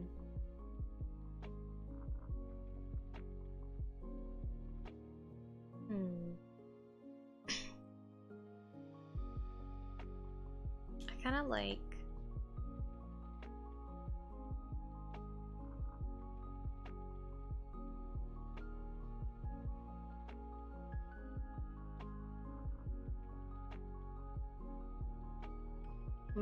How do I spell it? It's spelled like this normally.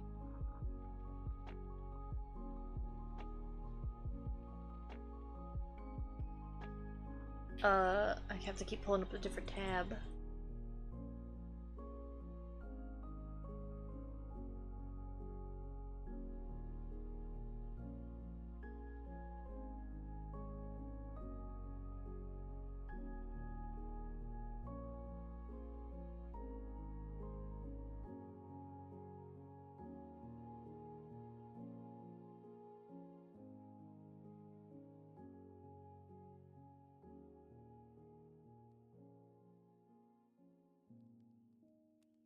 Okay, that was not what I was looking at. Sorry, I got distracted.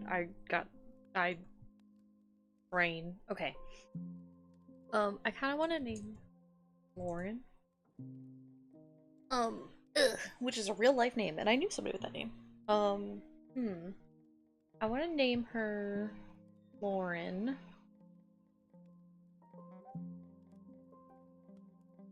I do want to give her a last name. I want to give her like a... Oh, pardon me. I want to give her like a gnomish...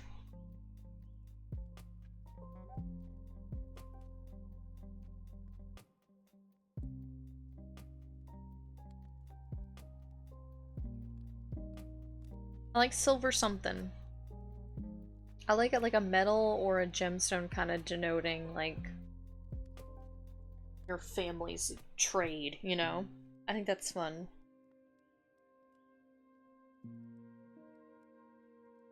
And if they're a jeweler, probably something like gold would be, or like diamond or platinum would be better, but I kind of want them to be like mid-tier. So maybe other back home, they were just kind of mid-tier, but out here in the real world, they can really show off their skills. Because they are very good. You shouldn't just pigeonhole people into their past.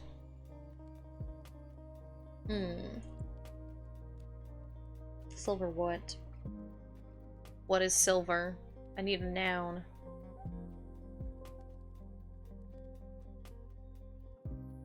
Silver... silver boot, silver wing, silver glove,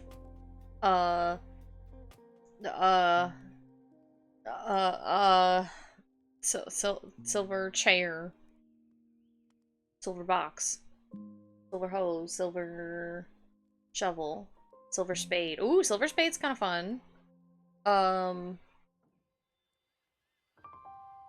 There's a book that's a Narnia. What is it? Which one's a Narnia? I never read Narnia. I only ever watched the first movie when I was a child and I didn't understand anything that was happening. It was not, oops. It was not a thing in my repertoire way back when. Oh, Silverchair. There was a character named Silverchair? That's funny. I kind of like Silver Spade. Silver Spade is fun. Miss Silver Spade. Hello, Miss Silver Spade. It was literal. Oh, okay. It was a literal chair. Gotcha. Okay. I was. It's like that's not that's not a name that really rolls off the tongue. Silver chair.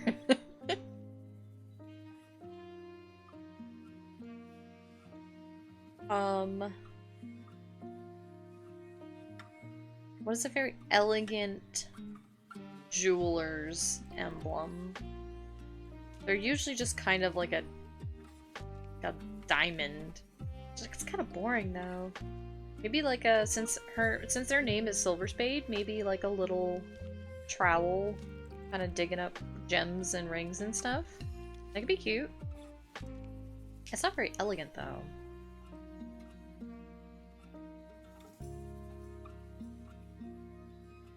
But I guess she doesn't have to be elegant just because she's a jeweler. Could service all kinds of clientele.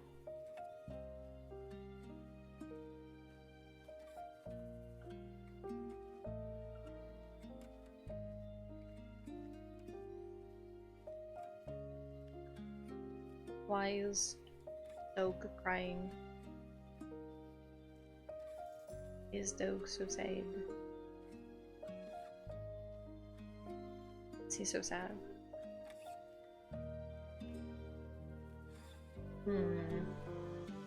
Maybe a trowel.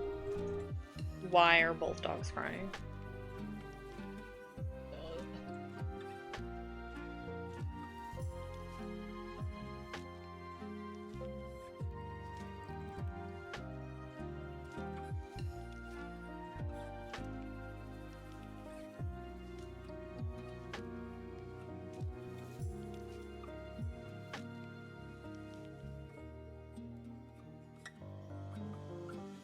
I would like to move on from jeweler. We can always come back. There's always time. bookstore.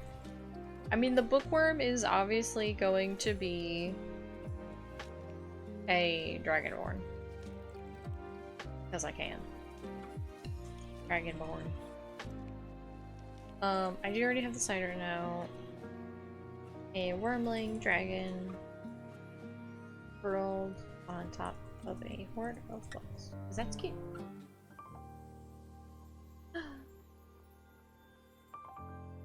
Okay, the stock is books. You can rent or buy.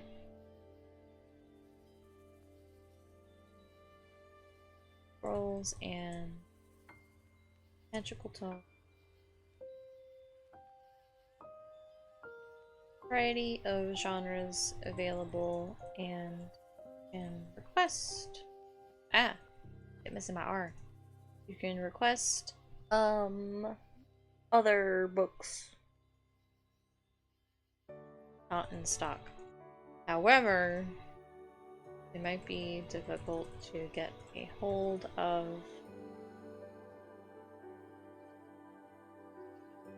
thanks to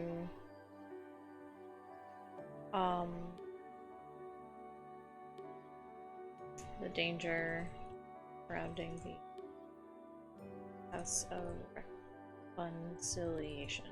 Yeah, because that's where a lot of books were before. And then Kasha kind of just took care of that. So now most rare books are already in private collections. Okay. Dragonborn. Actually, I have to pee really bad. So I will be right back. I'm gonna put you guys on the BRB screen. We're gonna hang out. I'll be back. There's your little BRB reminder. Go stretch. Go hydrate. Get a snack. All good stuff. I'll be back in just like 2 minutes. Be right back.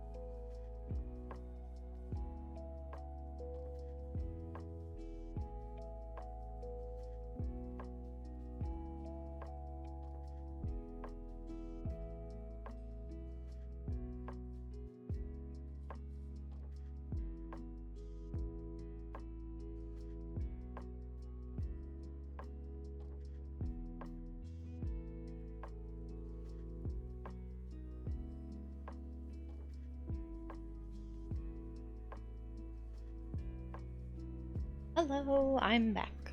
See? Lickety split. We were on this one. Yeah, there we go. Hi, I'm back.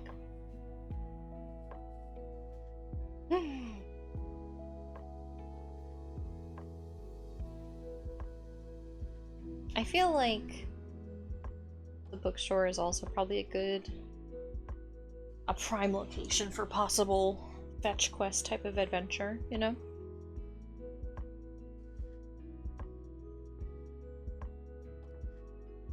Actually, write that down.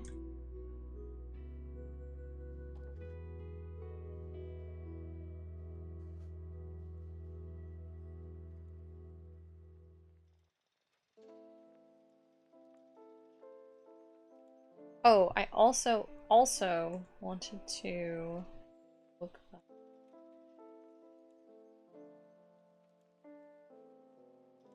Oh, crap. Open this one first, I guess.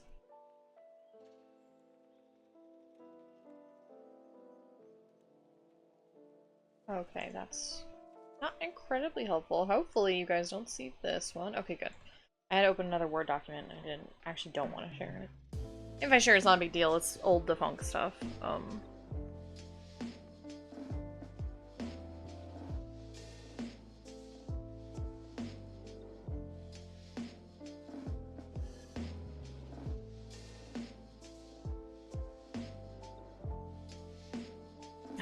I should really use a lot of these. I had one of my first games that I failed miserably to DM. Had a lot of really good like pun names and NPCs for shop owners, so I'm kind of like, can I reuse some of these? I kind of want to. I really kind of want to. Like I could just call this person Page Turner. I think that could be really kind of funny. I just think that could be very good. Dragonborn in this setting I don't think have any connotations to like metallic or chromatic. I think that's a very Faerunian lore thing. So I don't think I really want to be too overly concerned with it. You know? So I don't think we will be. So, with that in mind, I kind of want to make her like...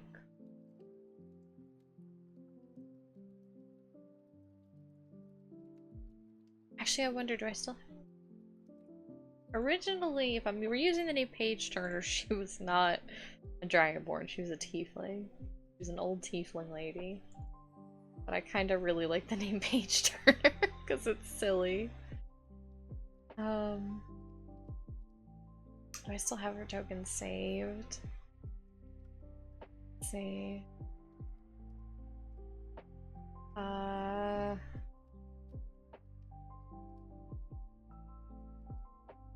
Tokens. Yeah, I forgot one of these. These names are really powerful. Oh yeah, she was like a red teeth maybe. I guess we could do red. We could do like a bronze, like a nice bronze dragonborn. That could be nice. It's dragonborn. I do like the idea of her being an older lady. Older lady. Or starting to get kind of scraggly.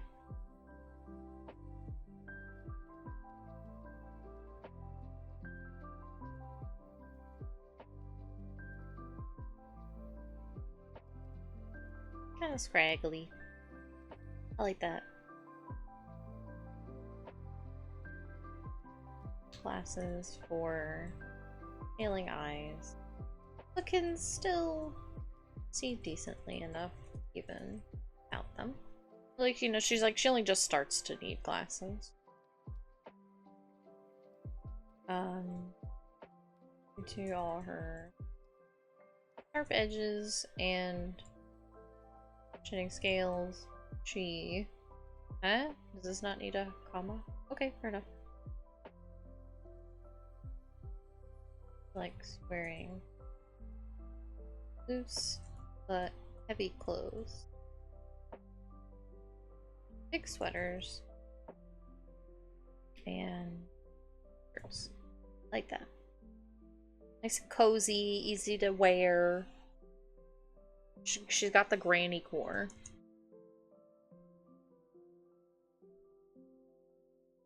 Granny core. Back we have you have a peach situation. Is that good? Peaches are good. Granny core dragon, yeah!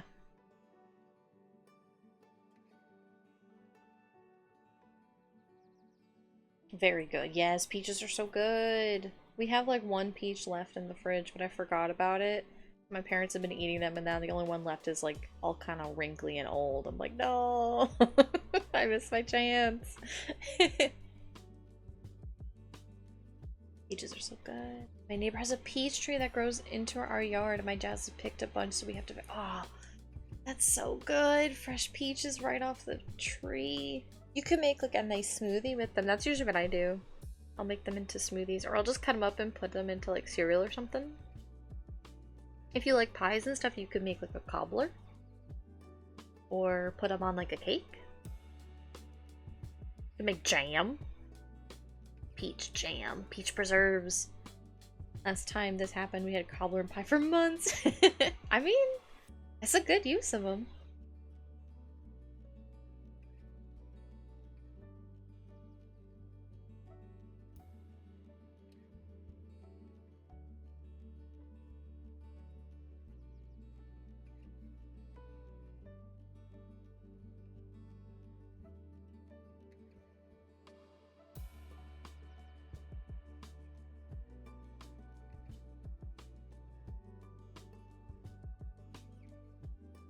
Granny core. Peach preserves would be good too. Because then, like, if you want them even just later down the line, you can have them ready for like the holidays in the fall and Christmas and stuff. Granny. I kind of don't know what else. Oh, that's right. I forgot. I wanted to.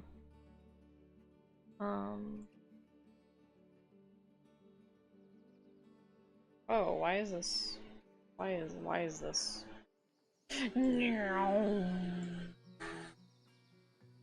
Okay.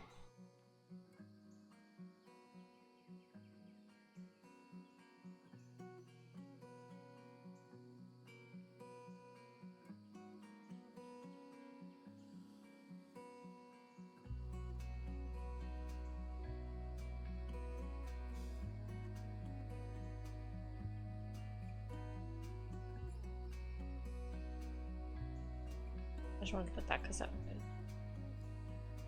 relevant later. Yeah. Okay, I don't really know what else to say about Granny, Dragonborn Granny. She's just kind of an old lady that runs a bookstore. And that's kind of it for her. At least for now.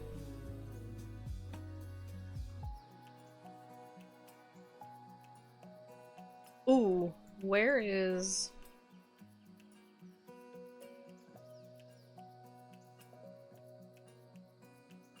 Okay, actually, just kidding. Jock's grandma. Jock is the guy who runs the husbandry shop. Husbandry, pet store, stables, etc. His name is Jock Key. He's also a Dragonborn. I mean, he's also gonna be a Bronze Dragonborn. He can inherit- he can have grandma genes, you know. Young, maybe... mid-20s. Inherited the business from his dad.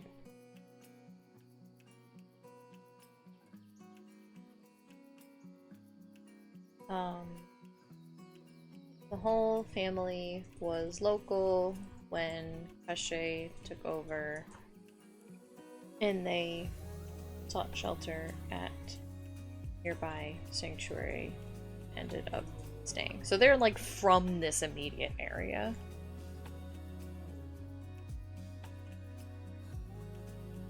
Is basically my point. Oh dear God, what are you doing? Don't make me turn on formatting so I can see what you're doing. I don't want to look at that. I look at that all day for work. I don't want to look at that in my free time. Paige's grandson. 2 silver per day to bore. Okay. Oh, I already have the things here. I don't know. Okay, his stock. Kind of mostly common animals. For possible mounts. It's like horses.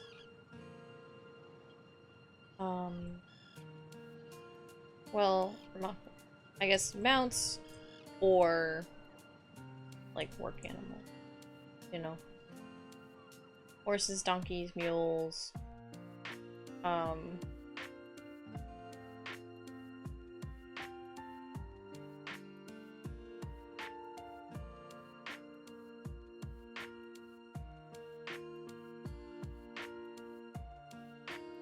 trying to think of like magical creatures that wouldn't be too OP for my players to potentially buy.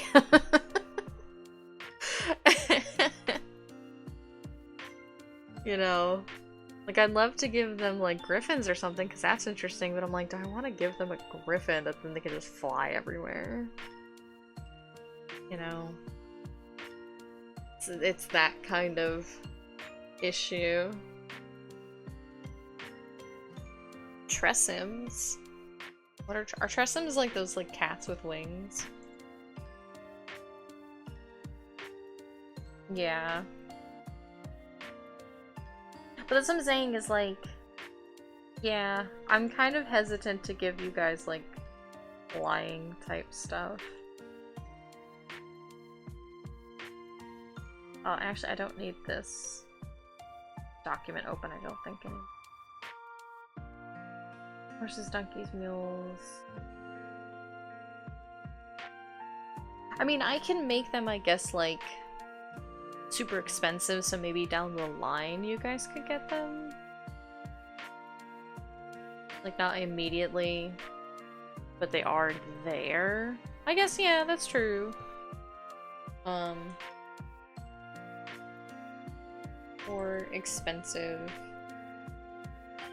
animals available, so like griffins, crescents. Hi, you Cryphia, welcome in. Hello, hello.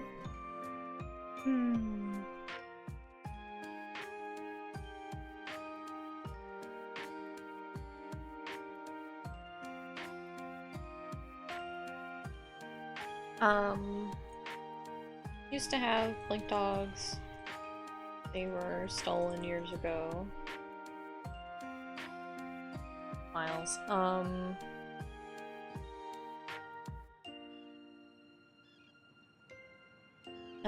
Pets can be like common birds, dogs, cats, bunnies. Actually, let me do this. Let me do like common pets, birds, dogs, cats, bunnies, frogs, turtles. Technically, you shouldn't handle these 2 things without proper care or safety because they can be hazardous to your health, and also you can be hazardous to their health. Yeah, yeah, yeah. How's your weekend going, Eucryphia, by the way? How have you been? Tell us. Did you do art fight this year? Or am I crazy? I might be crazy. I might be crazy Daisy.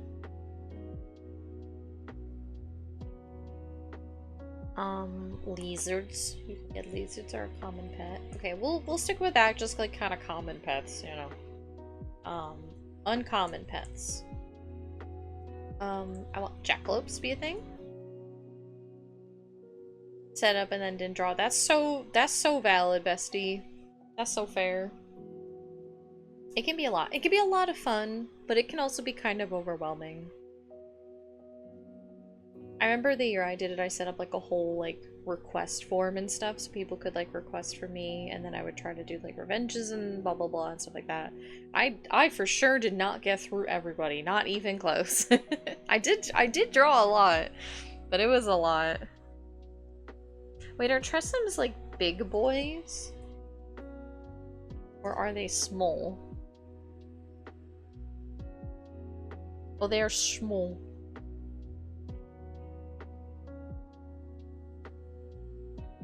They're small. Okay. They're house cats. Okay, oh, so then they probably wouldn't be like this. But they can be little, like, pets. That could be cute. Other magical bunnies. Yeah, there's ones that have, like, wings, but I forget what they're called. I've had a lot of stress, exhaustion, I've been sleeping a lot, and I have a game. Oh my god! Well, hopefully the game is just fun, you know? You can just kind of unwind and enjoy. You know? No stress. Oh. Need bunnies. What are these called? Yeah.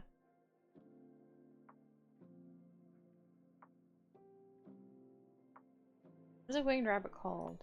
Wappletinger, that's what it's called. Well, this is my game, so I want Wappletingers to be a thing. Wappletingers.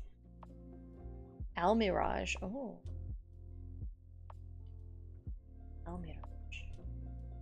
Oh, little horned bunny.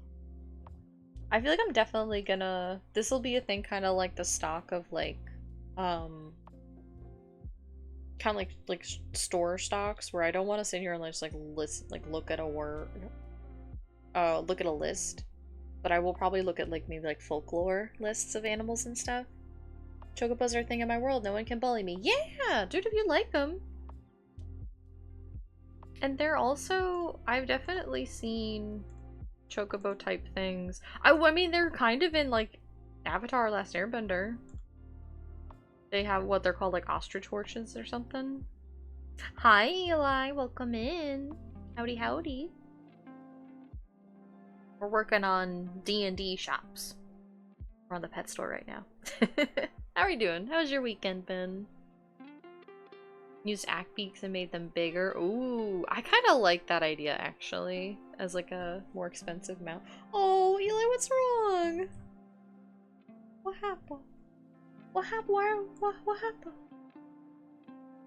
Tired? Well, come chill with us. Listen to some sweet tunes. We're making some goofy shops. We just finished making a Dragonborn Granny. She runs the bookstore called The Bookworm. Briefly toyed with Moa boards. Ooh, I gotta look this up. Had a ton of people over yesterday for my sister-in-law's party. Oh, so your social battery's just like drained. I do not blame you. Poor bird. Well, then today is a good day to just chill and relax. Get some sweet tunes, maybe like a cozy show or a movie. And just unwind, you know? Well, these are very good. These birds are extremely good, Spencer. Hey, Spencer, did you know that these birds are perfect, actually? Did you know that these birds are amazing? Absolutely drained. I don't blame ya. Oh, birds. The most perfect animal. I love them. I love their shape. Their shape is so good. I'm gonna pull them up on stream. Polar bird. Images. Enhance. Enhance. Enhance. Firefox capture. Show me bird. Show me bird. Look at the absolute shape of them. I love them. I love them. Be back with an iced Americano. Mmm. Perfect. That's exactly. Have them down as Moa Bird. Yeah. Yeah, that's just what they're called. I'm gonna make people Google them and then they can be fascinated with the delight that is the Moa Bird. An iced coffee sounds so good, especially because it's so humid. It's like really nice out here.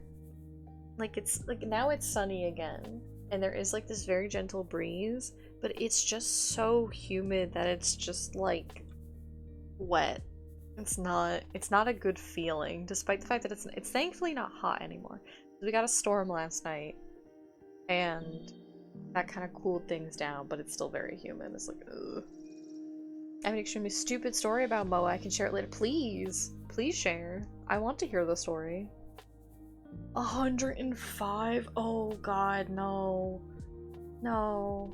It thankfully has not been that hot here. Hashtag Northeast Coast privileges, but it's been really humid. Which almost is worse because I feel like I'm like, it shouldn't feel this hot, right? Like, because it's not hot, but the humidity is just like, it makes it just so hard to breathe. It's like, ugh. I don't want to be miserable when it only reads as like 80 degrees, but the humidity is just like, ugh. Hashtag Caribbean life, yeah. The summer in general has just been really, really humid and hot, and I don't understand why. I mean, I understand why it like a world at large reason, but I don't want it to happen. Been in the hundreds, but yeah, we had like a really cool day on like Wednesday and it rained even a little. Yeah. So far this summer, like when it rains, it cools it off in the moment and then afterwards it's so muggy afterwards. So I'm kind of glad that today was nice. I was really worried it was gonna make it really gross again. Because after stream I'm gonna have to clean and stuff and I'm like, I don't want to clean and gross humidity. Please, no. No. But, yeah. I don't know. Ready for September being so absolutely stormy and wiping out my infrastructure. No! No! I hope it's calm this year.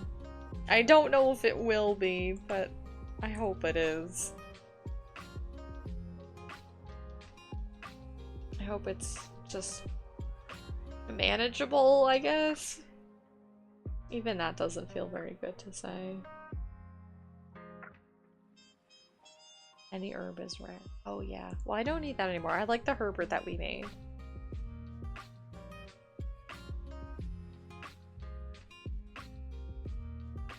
Taki.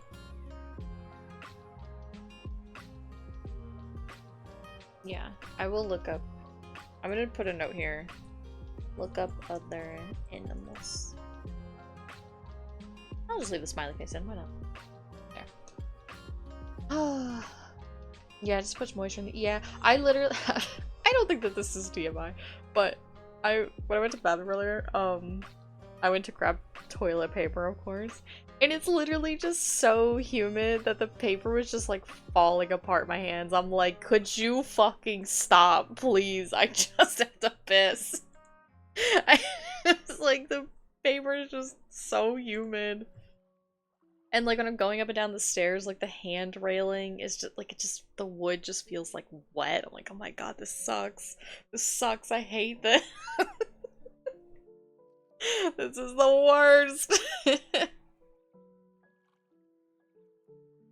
Oh my goodness.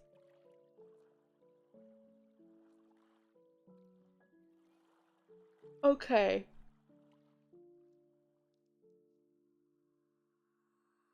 Amenities and services don't really have the same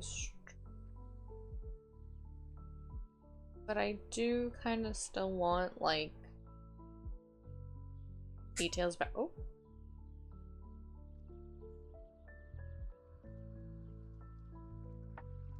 Okay. Made a really weird coughing.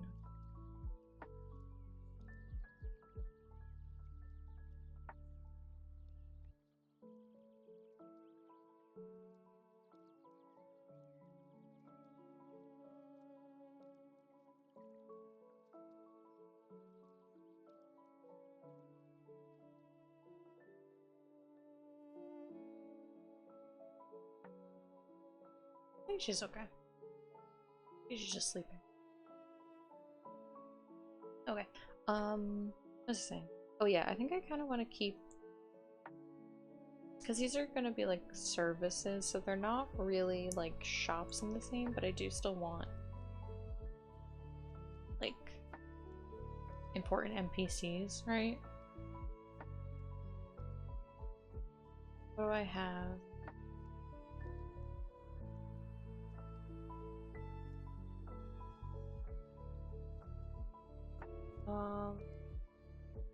Oh yeah, okay, the post people are definitely gonna be called D.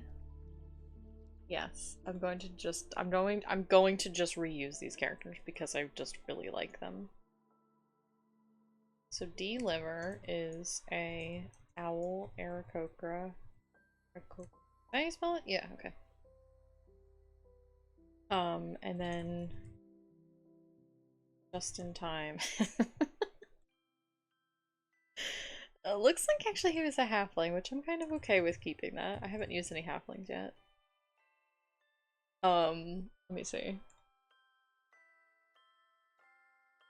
Me. I don't want this game to be all jokes. Also, me steals all my pun NPCs from a different game.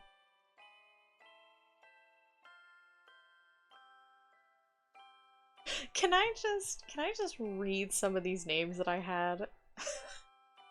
Please. The way you have to do this. Yeah, how am I gonna sell this? I mean, also it's kind of a mix of people who are like actual names and then others that are puns. You pick the for or surname and tuck it away for secret. Oh yeah. Oh yeah, his name is Justin. Oh, just Justin? No, his name is Just in Time. just whack him with it. What are some of our names? Because like Basil and Milton, Valentine are normal names. Ava's kind of a normal name. Oh yeah, Al Akazam, the owner of the shop Abracadabra. Abracadabra is owned by Al Akazam. But I mean, that's probably like a stage name, right? I feel like I can get away with that one. Herbert's Herbs, owned by Herbert Lockhart, is normal. Diggin' Dodden, who is actually my new favorite child. Lauren Silverspade is normal. Paige Turner. Oh, her name is Paige. Oh, that's a nice name. And then I feel like actually that would be that's good. Because they're gonna be like, wait, the bookstore is named by a lady named Paige? I'm like, yeah, her name's Paige Turner. Like I can whip that out pretty well. Same thing with Jockey. His name is Jacques. Oh, Jacques Turner? No, Jacques. His mother married in the name to a different name. Actually, I'm gonna write that down.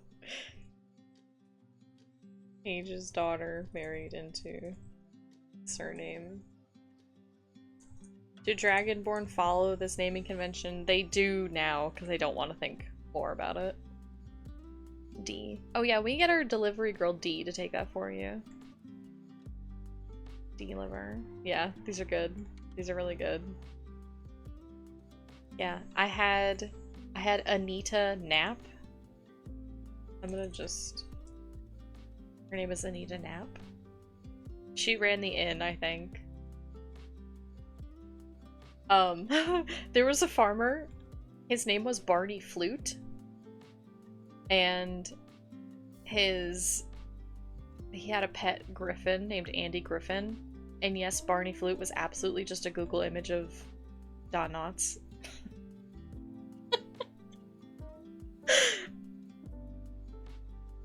Yeah, I really liked them. I had Cornelius Cobb was a farmer.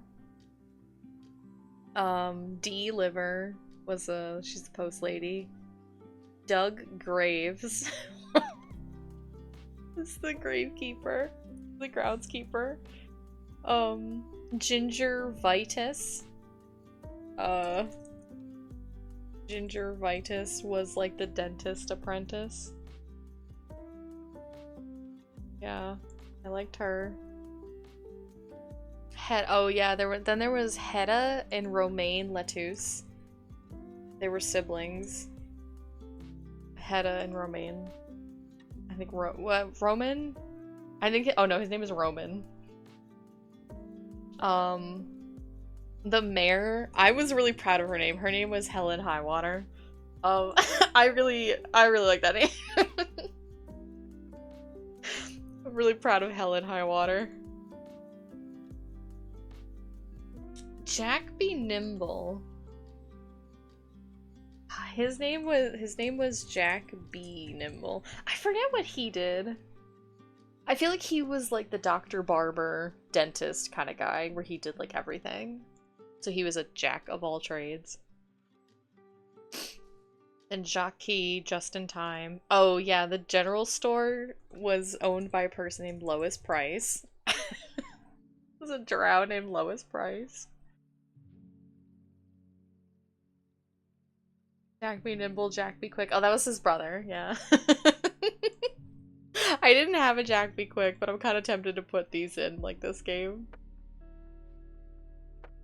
The tailor was a really horrifying guy named Mannequin. Not spoilers, I guess, because this was a failed game that I tried to run, and I'm not gonna run it again, and I'm not gonna, like, use it again. And taking the Chevy to the levee while the levee was dry. Yeah. They were drinking whiskey and rye on the way, too. Mannequin was like a cultist that would abduct people, and he would like leave his mannequins out. So if you like thought that someone was following you and you'd go over to it, it'd just be a fucking mannequin standing in the shadows, and he was really creepy. That was what he was gonna do, but again, oh, I think that there's Mel and Collie. I don't remember what he did. I don't remember if he was a doctor or something. Mel and Collie. There was another guy called Mighty Fine.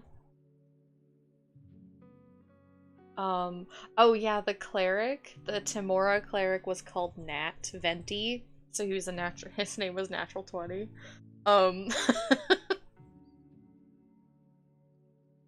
Paige Turner. Oh yeah, the alchemist apothecary was Poppy Cox, which I thought was cute. She was a I don't remember if she was an Eladrin or a pardon me. A Genasi. I really like this name, Rejoice. She was, I think, another cleric of Timora. And then I had Richard Fuchs. Smarks. Another farmer was Rooster. Rooster. She had the chickens, of course. The other farmer was Walter Mellon. And then the last two were the blacksmith was Russ T. Nail. His name was like that, Russ T. Nail. And then the bar, I think she was the bar owner, her name was Sue Nami. And she was a water genasi, I think. Those are all my pun names for that game. So I'm kind of tempted to steal some of them because some of them are really good, actually. As dumb as they are, that's why I like them. But let me grab the details on these guys, because I might actually have, like, things written about them. Let's see. Oh yeah, Barber Dentist, Mighty Fine, and Gingivitis. Post office. Okay, here we go. Post office. Just in time!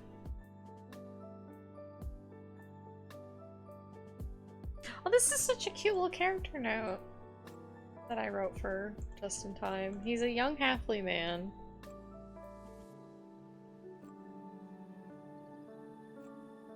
barely past 20. Signs of a smile. He just seems happy to be here. That's so nice! That's cute. What? A young man. I guess I could say young man who looks barely past 20.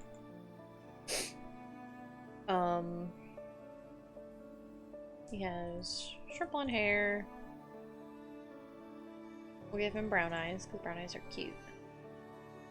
Short blonde hair, brown eyes.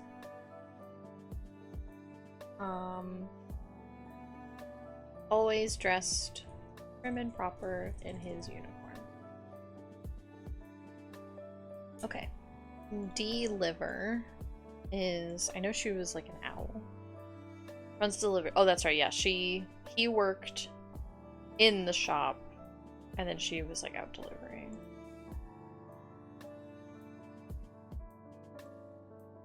The post office proper. Owl Eric. Makes deliveries throughout the city and further when necessary, but not often as it's gross. She will probably go missing at some point. She will probably go missing at some point as a plot hook. I'm just gonna be real about that. That's probably... I might. It's not a guarantee, but just if I need ideas for things, you know? Where's the post office proper? Can close that. Do I want anything else? Oh, okay. Oh, I actually had mail pricing, because I'm... Look, see? I've always been neurotic. It's not a new thing. I've always been just like this.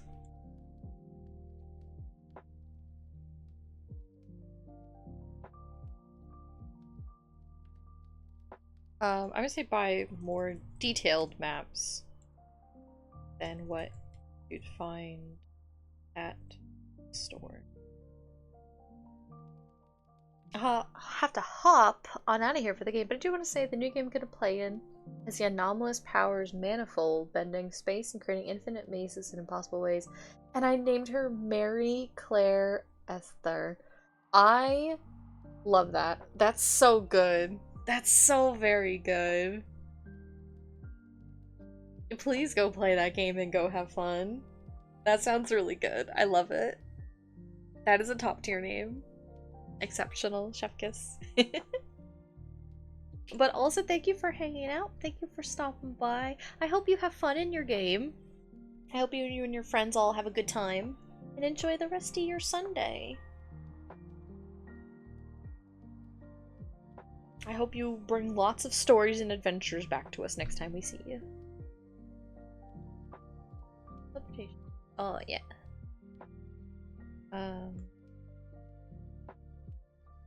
Let me do this.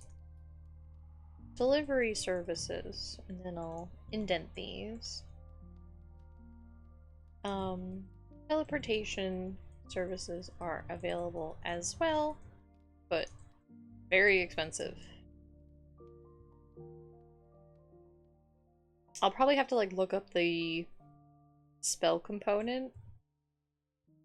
Spell component cost at minimum, and then like services and stuff rendered as well. That'll probably be super pricey. But maybe if I do the...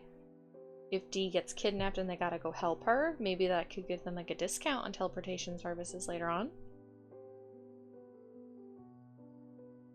That could be fun.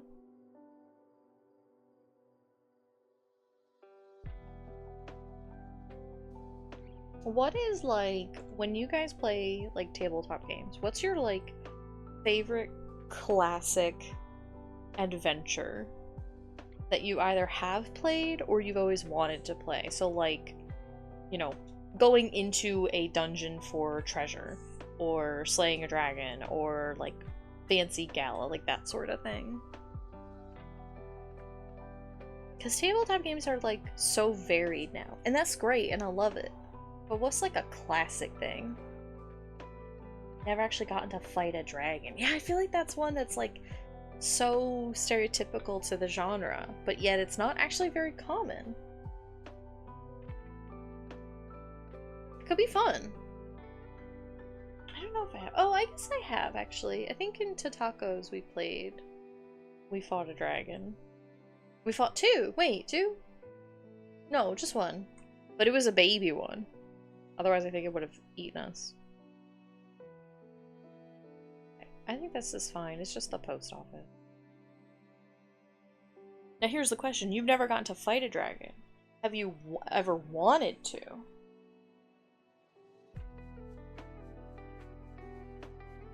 Tying up my hair one second. Has there ever been a like, man, maybe this is the campaign desperately? Maybe I'll have to keep that in mind. A little dragon adventure. I feel like dragons are not super common in this setting, but maybe that could make it such a fun adventure, you know?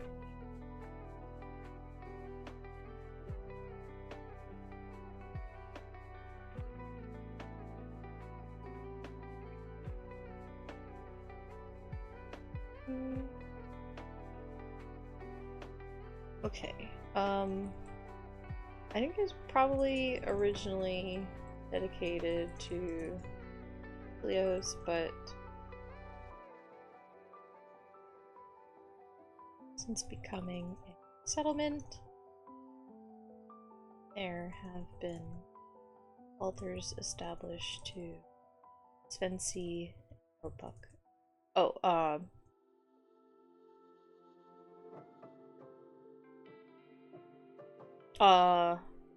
Dumera. I was like, what is her name? Dumera and... Yeah, I've always wanted to do the fancy ball gala. I think it's just fun. It's fun to dress up your characters in something fancy and maybe characters in your party that are more social skill oriented, give them a chance to really get to use those abilities. And then also, frankly, I think it's fun to have the juxtaposition of characters that aren't geared towards that and put them in that setting. And either watch them be awkward, or maybe they have fun anyway, and just, I don't know. It's just fun. It's just a fun little setting. But I feel like it's very contextual based as to when you can implement that type of thing. Because then I feel like it kind of veers into a political intrigue type of writing adventure, which could be fun, but... Yeah, that's what I've always wanted to do. I would like very much if I get players that also want to do it. I would love to host that for my players at some point. I think it could be fun. I do have two ideas. I have one where it's kind of it is an adventure that you go out and do. But I think it could be fun as a reward thing of you guys actually just get to enjoy a nice party, you know? It could be fun. I would like that. Oh, yeah. Yeah, she's a naiad. Oh, yeah, she is a naiad. That's right.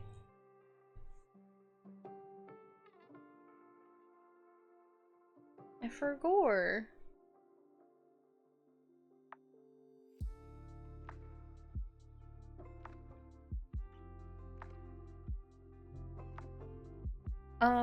Okay, see, now I had actually bought a supplement, that I think was kind of setting agnostic, but it's a whole bathhouse. I was like, oh, this is very, very cool, and I would love to use some of this stuff. It's called a downtime destination, which I love! I love that. Let's see.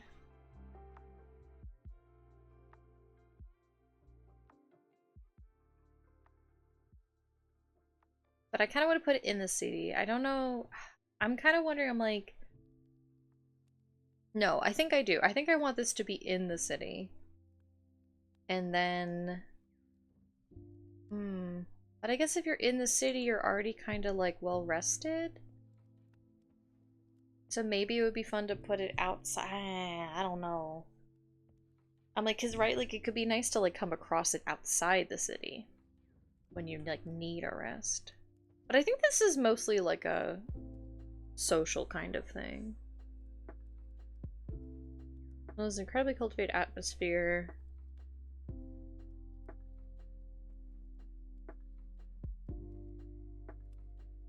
Yeah, it's kind of like a chill place. I don't think adventure's meant to take place here.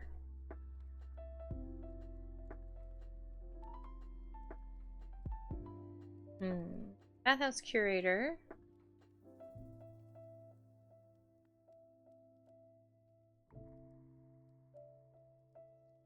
His responsibility, very seriously, keep his roots running clockwork. He works here. Council, a territory was owned. Ways, last name is new leader. Carries. Okay. Despite his humble personality, he's an incredibly intelligent man that rarely misses anything of note. Order. Life goal is to make sure that Mama achieves her goals. Tragedy occurred earlier in his life, he can overthink some situations. Ain't that a mood, buddy? You are not alone. Head of security. Urshel was a statue, specifically a statue in the garden of one of her rivals. Taking a long walk through his state, which ended as joyously and fruitlessly had begun, Mama decided to take a jab at the man by awakening his favorite work of art. What's the dismay of the shocked man standing before her, followed Mama and Tara out of the garden, never looked back. Oh my god! That's really cool!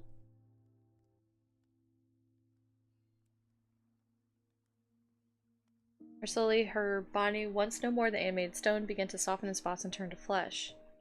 Something that Mama didn't expect, but is more than happy. Okay, that's a really cool concept, though, of somebody who has very innocuous looking statues, but they're actually people that have been petrified and you can unpetrify them. That's pretty cool.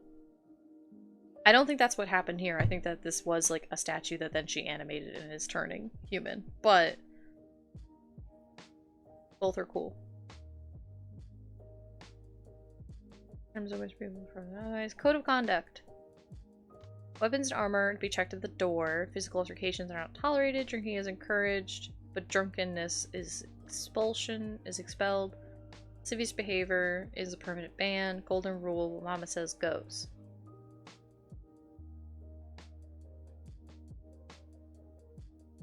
Also, I'm kind of shy about sharing this on screen because I bought it, and so I don't know if it's tacky to share it then with people, you know? Since this is just like a homebrew, something that somebody wrote up, and not like a official Wizards of the Coast kind of thing, where I maybe don't care as much. Bathhouse services. Array of services to patrons, from massages and steams to mediary and notary services can be asked for and obtained from either Mama, Tara, or one of the many attendants. Fine food and drink. Real draw is of course her baths. Yeah. Okay, pricing. Mama's bathhouse is a fairly expensive destination to spend downtime in. Prices of drink, food, rooms, and other services should reflect no less than a wealthy level of expense to players for the day, although GMs are encouraged to express that in any way they see fit. Okay. Bath blend. Okay, so there's different things that you can get. Water around you turns silvery. Well, advantage on Constitution, Dexterity, Strength, saving throws for 24 hours. There's all levels of exhaustion, and you cannot gain a level of exhaustion for 24 hours. That's really cool. Next 24 hours, when you regain HP from a short rest, you regain the maximum amount of HP possible. Okay, actually, so maybe this would be okay to put in the city, right? Because it's expensive, and it's like a preparatory thing. So on their way out, they can like buy one of these things to give themselves a little bonus, but then once it's used, it's gone, and it may not necessarily be applicable, but like that's kind of cool.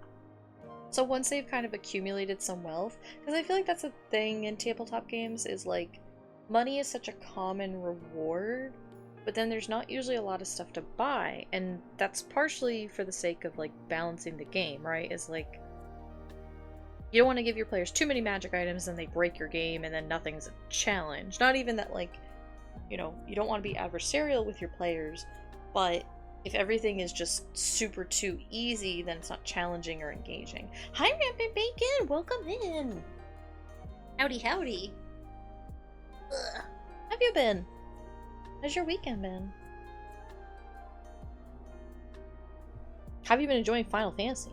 I would glance over every now and then and see you playing it. Final Fantasy 14. Yeah, I kind of like this, so I think I would. Huh? What? Oh, I was in the. I opened the wrong Word doc. Yeah, I like this. Critically acclaimed fishing simulator, Final Fantasy 14. Yeah, that one. You got super into fishing. I love it. Dude, fishing in that game is like its own thing. You play a different game if you do fishing in Final Fantasy 14. But I'm glad you've been enjoying it. I enjoyed it for a little bit too, and then I got to the fishing point where it started to get like really complicated, and I was like, I don't know if I can keep up with this. But it is very cool.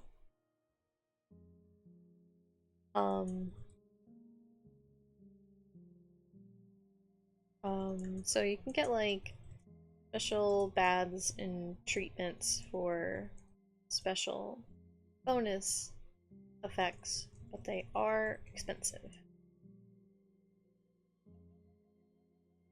Players can grab these before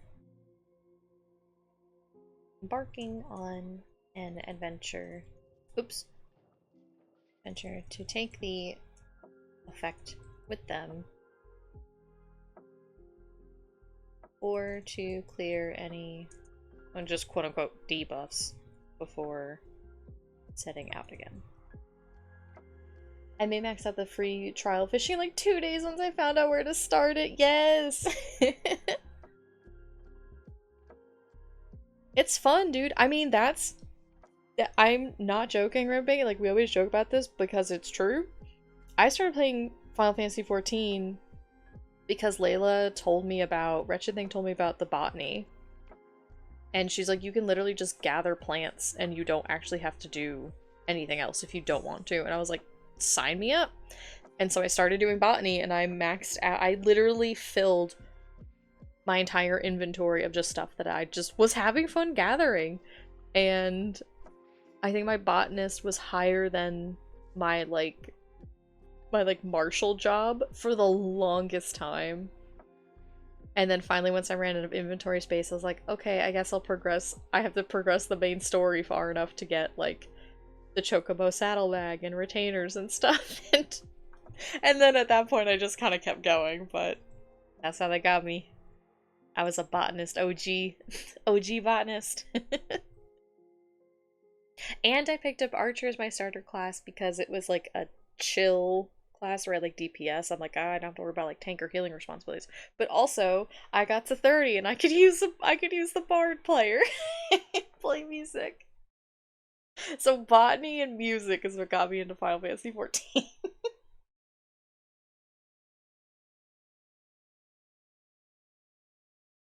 I always think is always fun. That's also why I like to look at people's like search info when I go into dungeons and stuff, and seeing people who have like all their are like Omni crafters and stuff and Omni gatherers that are like capped 100 and then their martial classes aren't. I'm like, I know why you play this game and I respect that.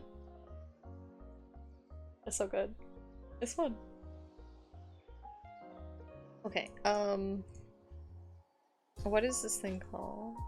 This supplement is called Mama Bardus's Bathhouse. Okay.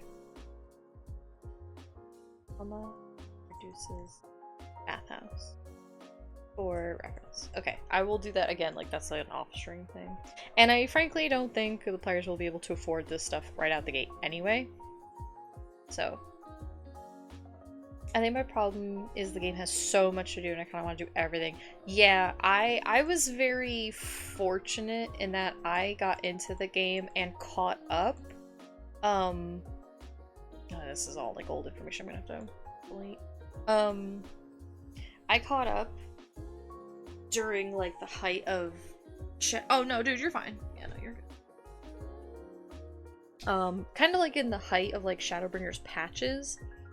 So there was downtime between like Shadowbringers proper expansion and then Endwalker coming out by the time that I caught up. So I had time to do like, you know, all the side like alliance raids and different storylines and stuff like that. But like the majority of my friends were playing, so I had people to do those things with. So they could kind of help me through it, or just in general go through it with me. I was very lucky that because there really is a lot to do. And it's all lots of fun, but it is like, it is very much like, oh god, there's so much to do.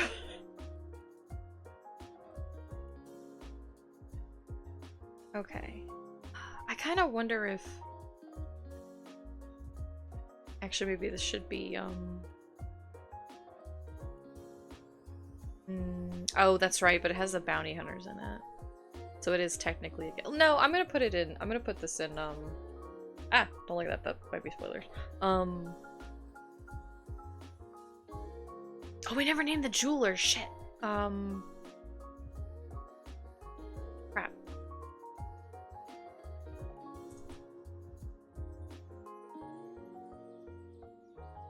I don't even know. I don't even begin to know what I'm gonna name it. Should name it though.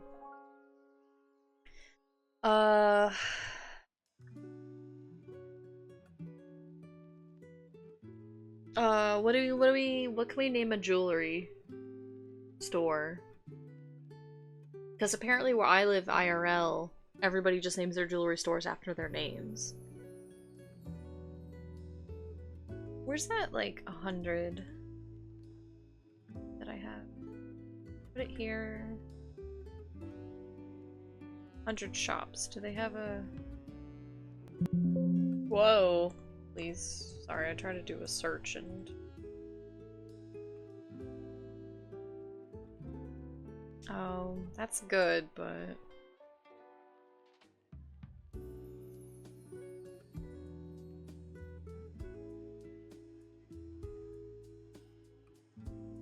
We're not very good. Okay.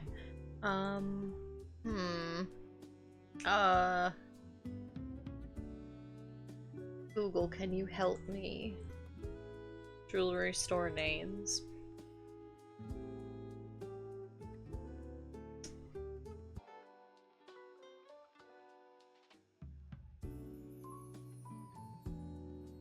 These are all not great names.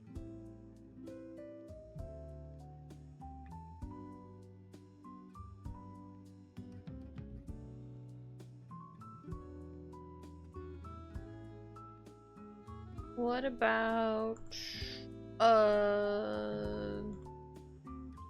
I don't really like this name, but we're gonna just leave it for now. I might change that later. It's kinda eh, but it works because her name is Silver Spade, and you know, so on and so forth. It gets the job done, I think. Let's see, my problem with 14 is that now I need to level up all of my crafting jobs to make better. Yeah, it's definitely a little bit of a con in that sense, is that if you want to level a crafting or a gatherer, you need to level all of them. Which is kind of frustrating, because I ran into that issue too of like, they all kind of like feed into each other. So like, cause that was, cause I initially, my two main classes before I did the actual main story and like Archer and Bard and stuff, as I was Botany and Culinarian, because I was like, oh, this is great, because I can gather plants and stuff, and then I can actually like cook with them, right? Like that's a cute idea. Except then I started to need like water or things like that, or like different components and ingredients for recipes, for cooking recipes, that required me to level miner and like alchemist and stuff. And I was like, I don't really want to level these other classes, like. And I ended up leveling alchemist for a little bit for that reason, and also so I could make potions. But it was kind of like they kind of all just feed into each other, which is interesting, but also kind of frustrating if you don't want to level like 8 different crafting classes. Sadly, I know. I think that's why Omnicrafter is such a commonplace thing, because you end up needing like all of them.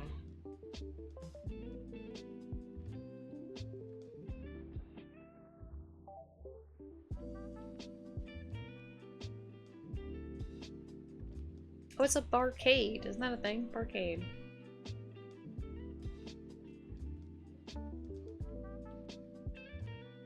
Rafe Whitman is not a bronze dragonborn grandma. Fun fact, Rafe Whitman is one of Aurelia's exes, and I'm just kind of reusing. I feel like it's a community-based intention, but in practice it... Yeah, pretty much, yeah, because I feel like you're kind of meant to, like you said, like, talk to your free company partners or whatever and be like, hey, I need this thing. Yeah. Till you see you're like, hey, you need ore to make these boots. Go find a miner buddy. Yeah. But then it ends up just being like, I personally am just like, I just don't want to bother people to make stuff for me every 8 seconds. Versus just gathering the materials and then just doing it myself. Yeah. Yeah, I get that. Yeah, I feel like that's definitely the intention, is you're meant to, like, work with other people, but... You know.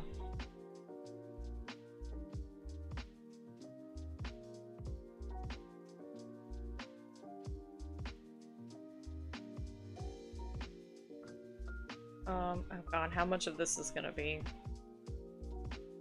accurate now? These are all old details. Grave is a human, man, I think.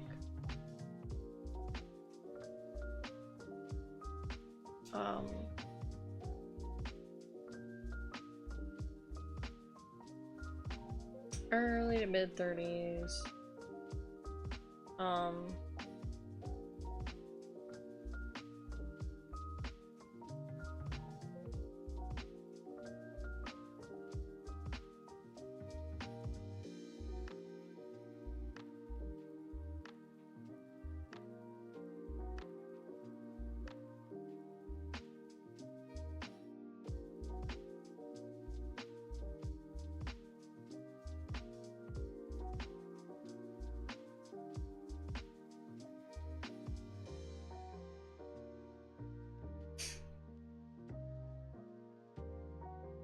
Yeah.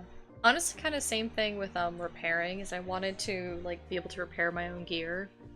And I was like, well, that's fine, because I've been leveling like Weaver and Leatherworker anyway, so I'll just keep leveling them, because I just was leveling them because I just wanted to. And then it was like, well, your accessories require Goldsmith to repair. And I'm like, okay, fine, I'll level Goldsmith. And now I'm like, hey, all your actual armor, and weapons require Blacksmith and armor. I'm like, okay. I'll level these too, I guess. Sure. So now I'm leveling, those are my last 2 that I need.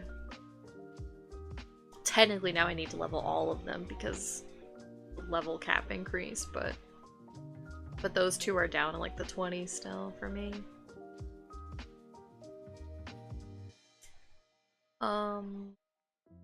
Yeah.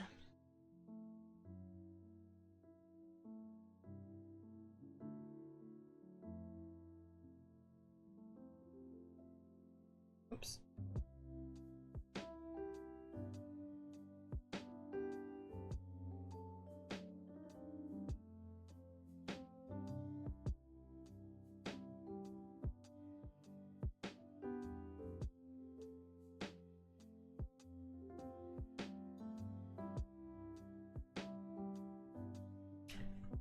Where's my little...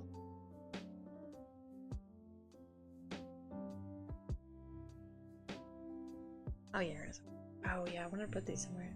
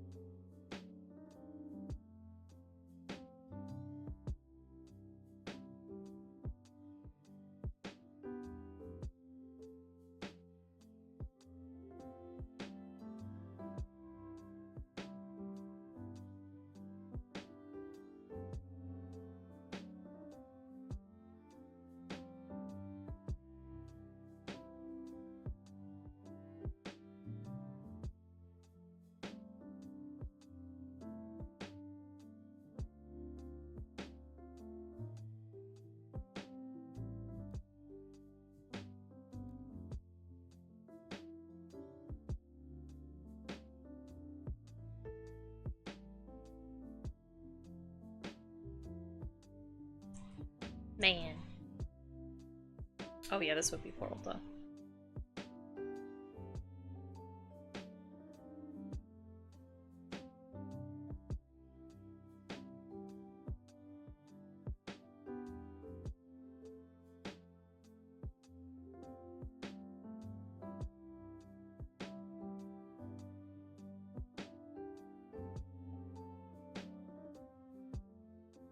Silly stuff like that. I do like that.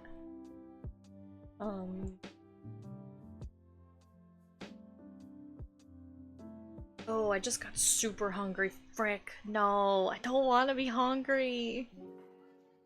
I don't want to be hungry because I don't want to cook. Honest to God, that's what it is.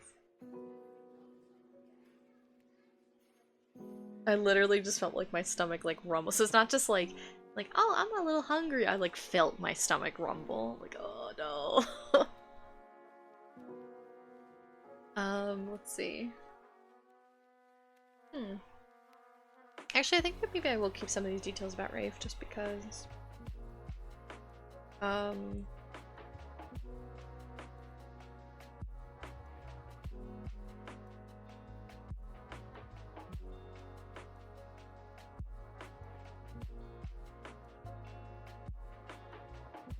like that.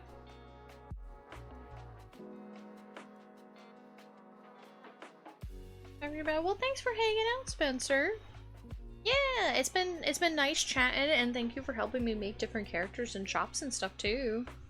Everybody go check out Spencer. Spencer's lovely and super sweet.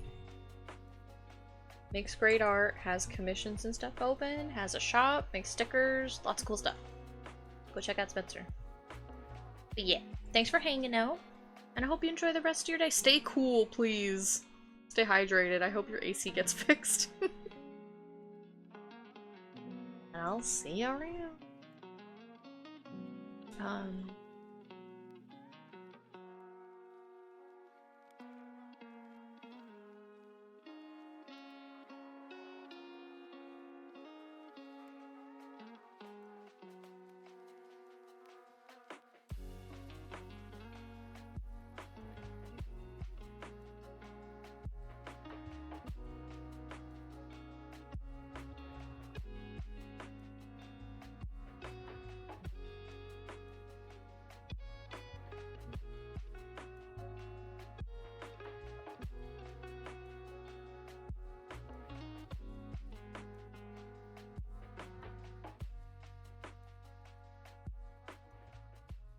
Okay.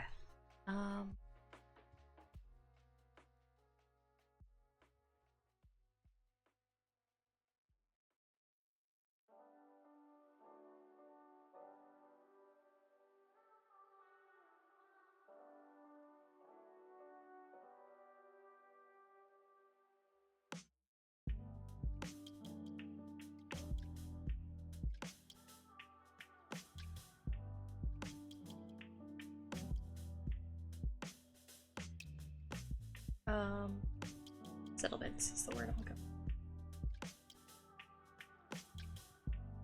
for. Okay, yes, it doesn't need to be two different clauses, but I like my commas. I think they're cute and stylish.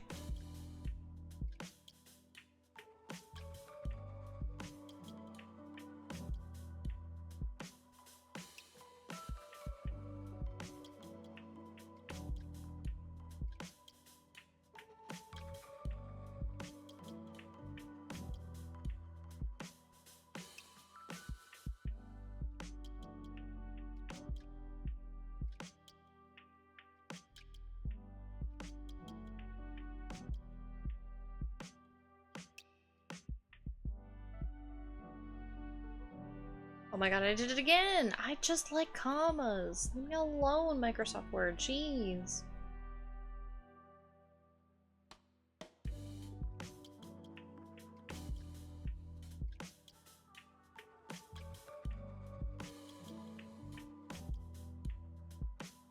Yeah, I think that's funny, but it's not gonna be relevant. That's just a fun joke for me.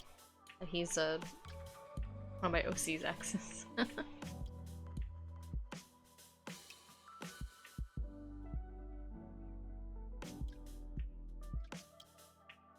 Yeah, do I have icons and factions? I need to do factions at some point. Oh, actually, where's my little list? That's right. I made a list of things that I need to actually do.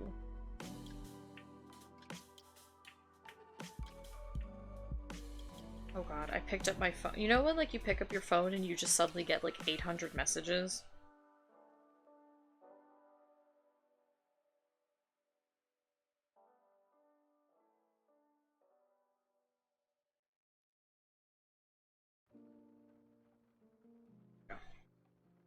Alright, let's see. Let's look at my little list here.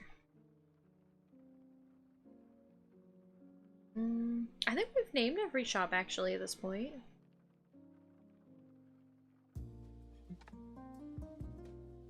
I got the lodge. Oh crap, I need that.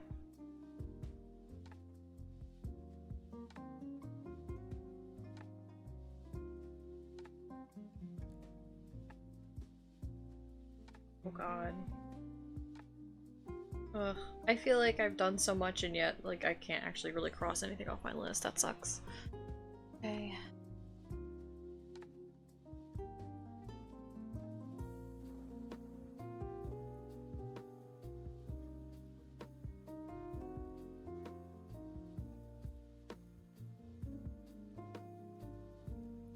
All right.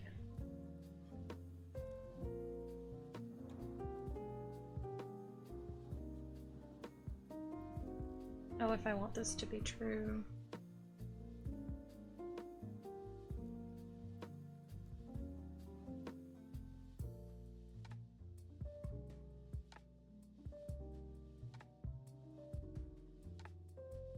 One of the shops I like to run in my campaigns is Stabby McStabberson's Knife Shop. I love that. I would imagine that they sell knives, but I suppose it's not a guarantee. And someone gets stabbed in the village where the shop is.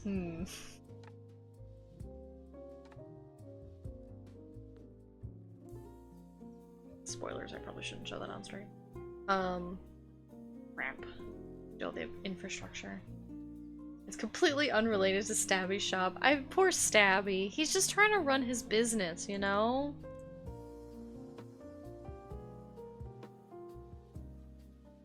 But you know what? They're always gonna point the finger first. And how is that fair? How is that justice, I ask you?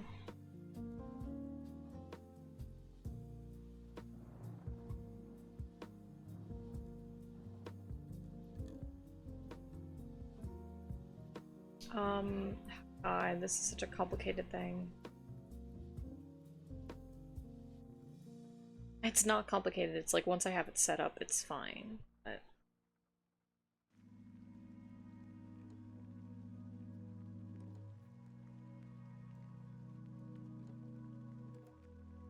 maybe I shouldn't do this now because of that reason.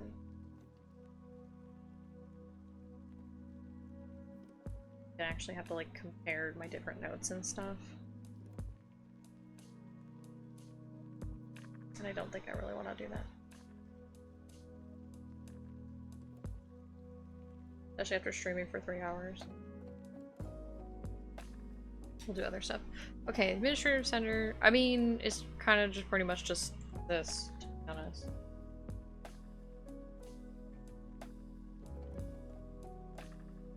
Oh dear goodness, no, not control A. I meant control.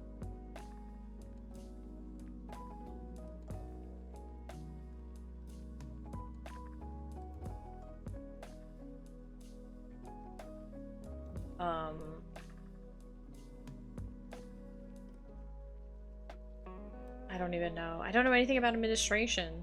Not enough, not in depth.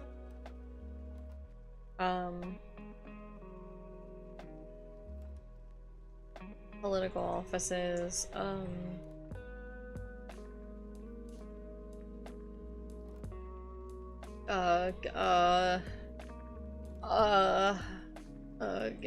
guild, businesses, etc. I don't know, whatever. I don't know. I don't know. Central Station is the train station.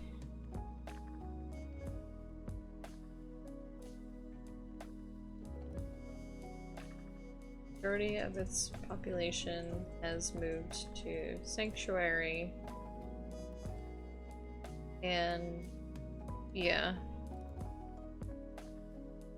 Has moved to Sanctuary.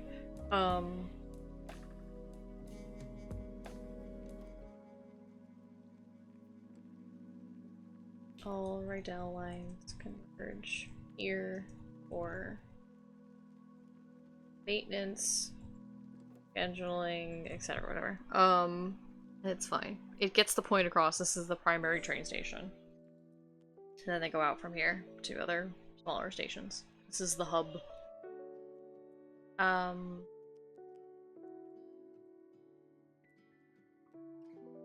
Ticket prices depend on distance and class.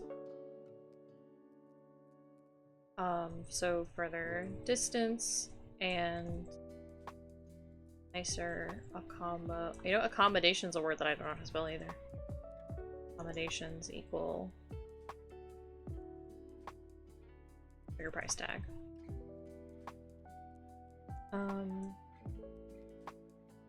I know how do I spell it? Nicer accommodation. Okay, I guess yeah, if it's singular. Oh yeah, that's right, the crafting center. Okay, that's fine. You know, I'm just looking at the. It's you know what? It's fine. It's fine. He's okay. He's okay. He's only game. He's only game. He only needs to have as much information as is necessary. And the reality is, it only needs to have as much information as I need to bluff. That's my trick to prep. Because I've heard multiple times, like, don't prep too much, right? Because, right, like, this is a lot of time and effort that I'm putting into this single document. But the thing is that if I don't do this, and then I get asked a question in game, or something comes up, my brain doesn't work in a way in which I can then pivot and improv from there. I have to have at least a baseline, and then I can just make stuff up. Spreading out from that original point. I'm not good at improv, so I need to have a structure to work off of. Even if it's just a couple bullet points, like what I'm doing here. Like all of these, this is all just bullet points. Not a lot of this is like particularly complicated, notes-wise.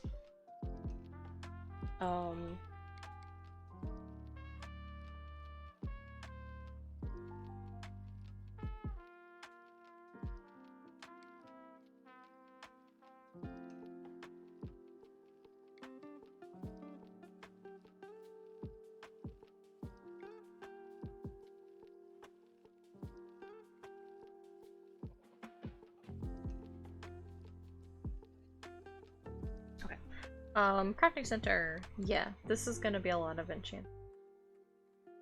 Here it's to let people to create, design, and employ their own invention enchanted. Exciting. Why is this big space? Oh, because there's a thing here for my reference. Okay, I see. Okay, that's fine.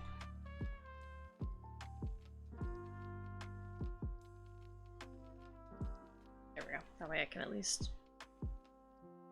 Okay, that's gonna be an off-stream thing, so that I can actually sit and read this. Need to name them Scrycast, television, and more. Yeah, okay, that's great. That's fine. Library archives. Yes, okay. I do actually want to expand on this a little bit.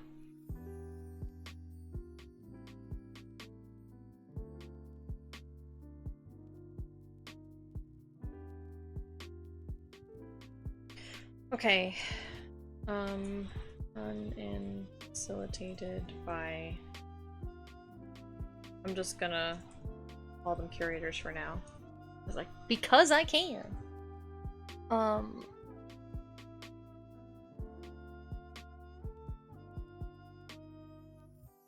Actually I would say partnership is the better word. I don't like the autofill, but...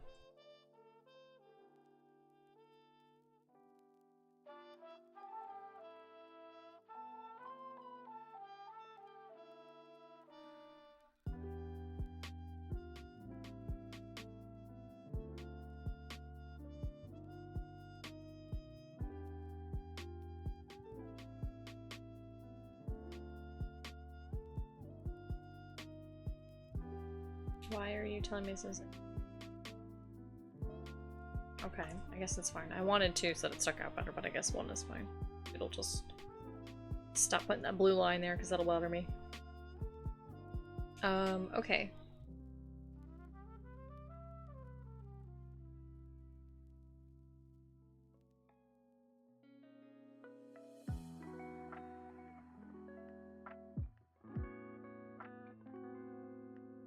Yeah.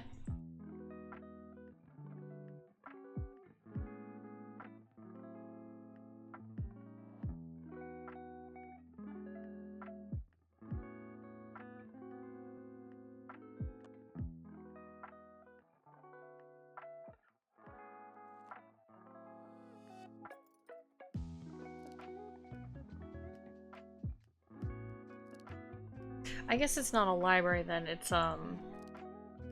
I need to look something up real quick.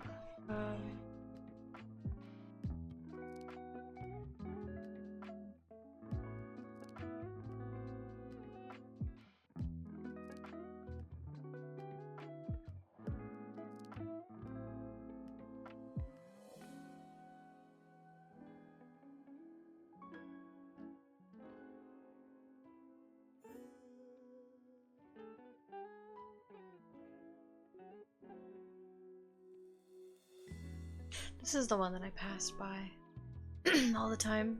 Yeah. Okay, yeah, it is. It's an archive. Yes, yes, yes, yes. I would like to include this. Yes, correct. Indeed.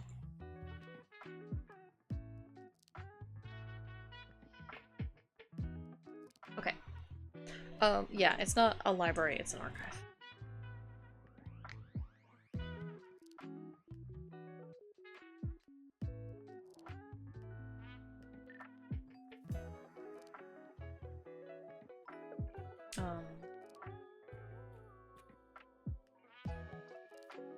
Yeah, because that's how archives work, is you can go in with proper identification and you can sit with whatever you're checking out as long as you want, but you can't actually remove it from the building.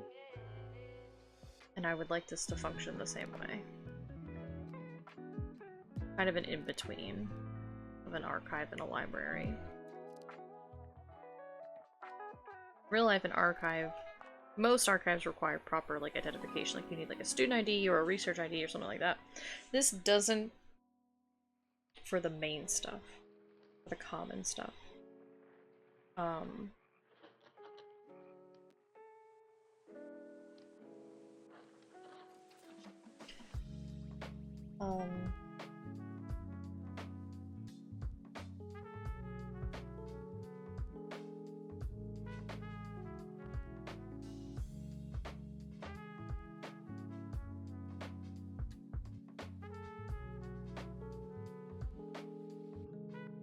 Okay, and then I probably should make an NPC for them to interact with here, but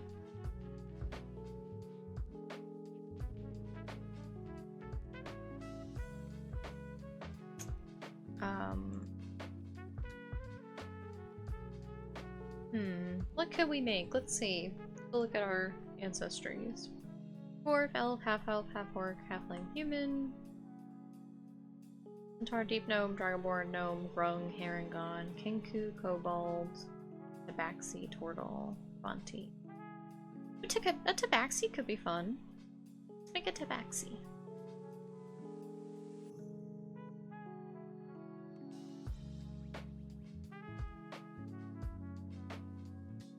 Why did you do that? Did you regret it?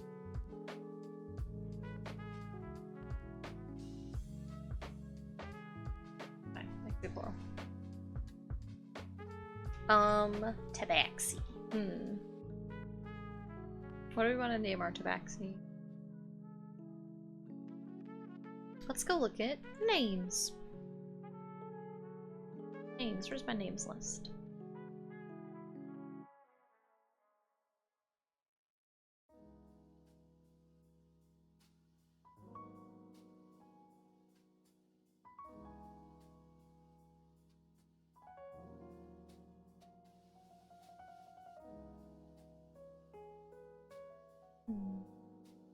Let's see.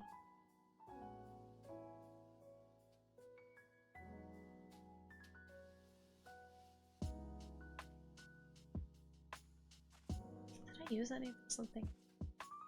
I don't remember. I don't want to mix up things.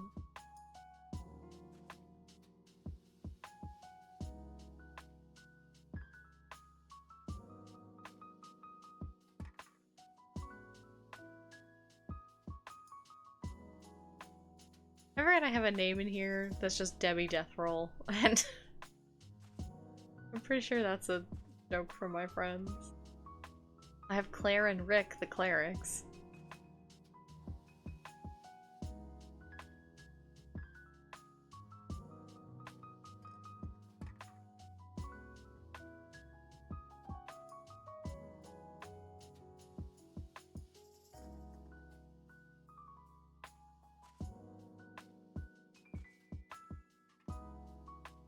Sweet Tater.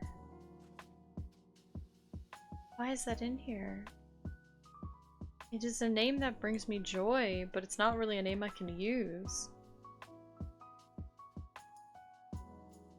Okay, let's open up our little...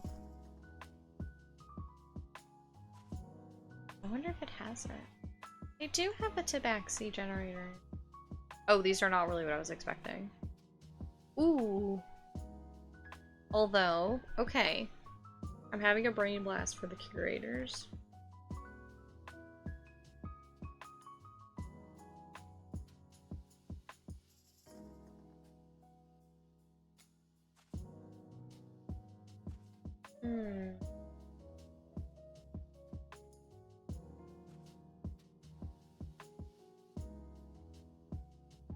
Okay. I have names in here. I gotta scroll up. Where are they?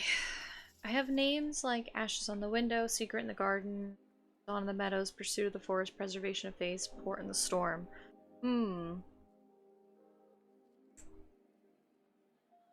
This was from a dream I had. Did I want to reuse them? The curators. Okay, I'm gonna jump down to icons and factions. Don't judge me, I don't remember what's written here. Unless the pious. Curators. Okay, it's just this. But where do I have my salt bearers? There they are.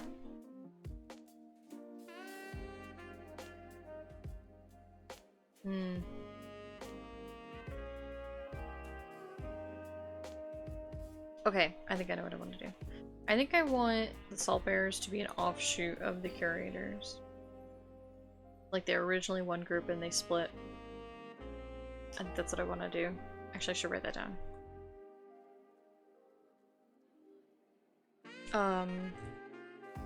Salt bearers and curators used to be one group, but split. Actually, expansion.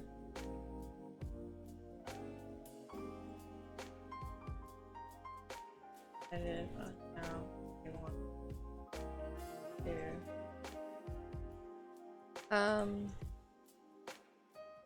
There make sense, and curators wanted to serve. Okay, that's fine. That's a good enough note for me to come back to later. Okay, well then that is great because I can use some of these names that I have here. I actually really like Poem of Summer. I think that's cute. We'll call her Poem of the Summer.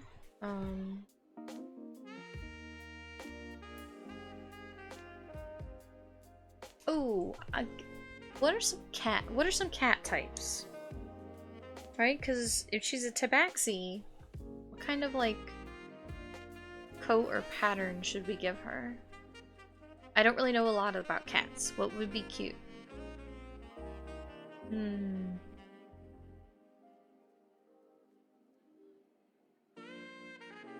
I only know like calico and Russian blue, ragamuffin, Maine Coon, what are some of the cat types? Who knows cats? Who knows cats? Who can help me out? Breeds of cat.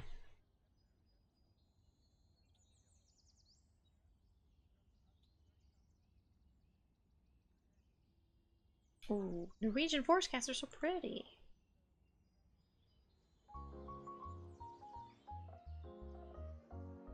Ah. Okay. Norwegian forest cats are very pretty. Egyptian Mao. Borat. British Longhair. Snowshoe. Chaucy. Cat. What's this? This is a cute guy. They got little spots. All domestic breed cat which resembled the wild cat but has no recent wild DNA in its gene pool.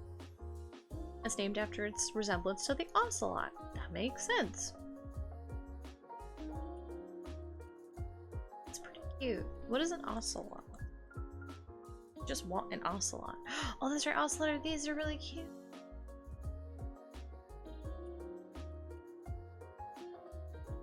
Norwegian forest, ragamuffin, ragdoll, Maine Coon, orange cat.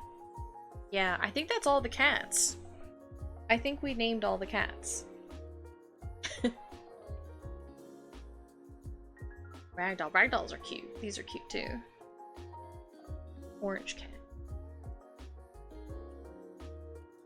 Do we want a domestic tabaxi or do we want like a wildcat tabaxi?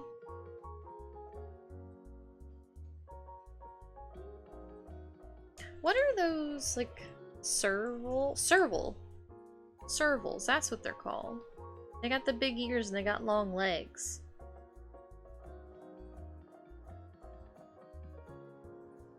Oh my god. Oh. I need to show a very specific picture of a serval cat that I just saw. Servals are the semi-wild cats. Ah, they're very cute. Where is... I don't like this picture of a lady holding one because I feel like maybe you probably shouldn't do that. But that's not going to stop people from owning wild animals and I'm going to die mad about it. Anyway, look at this. Where is it? Oh, wow. Look at this. Look, it's a tiny baby. Look, it's tiny baby. Look at creature. Look at the creature. Look at tiny baby. Look at the creature. Oh. Oh, they're very good. Oh, they're very good actually. These are very good little guys. I love them. I love them. They're just little guys. These are very good. Maybe let's make a serval. Savannah kittens have a fuzzy coat stage inherited from the serval. Let's make a serval cat. Let's make a serval tabaxi because these are very cute.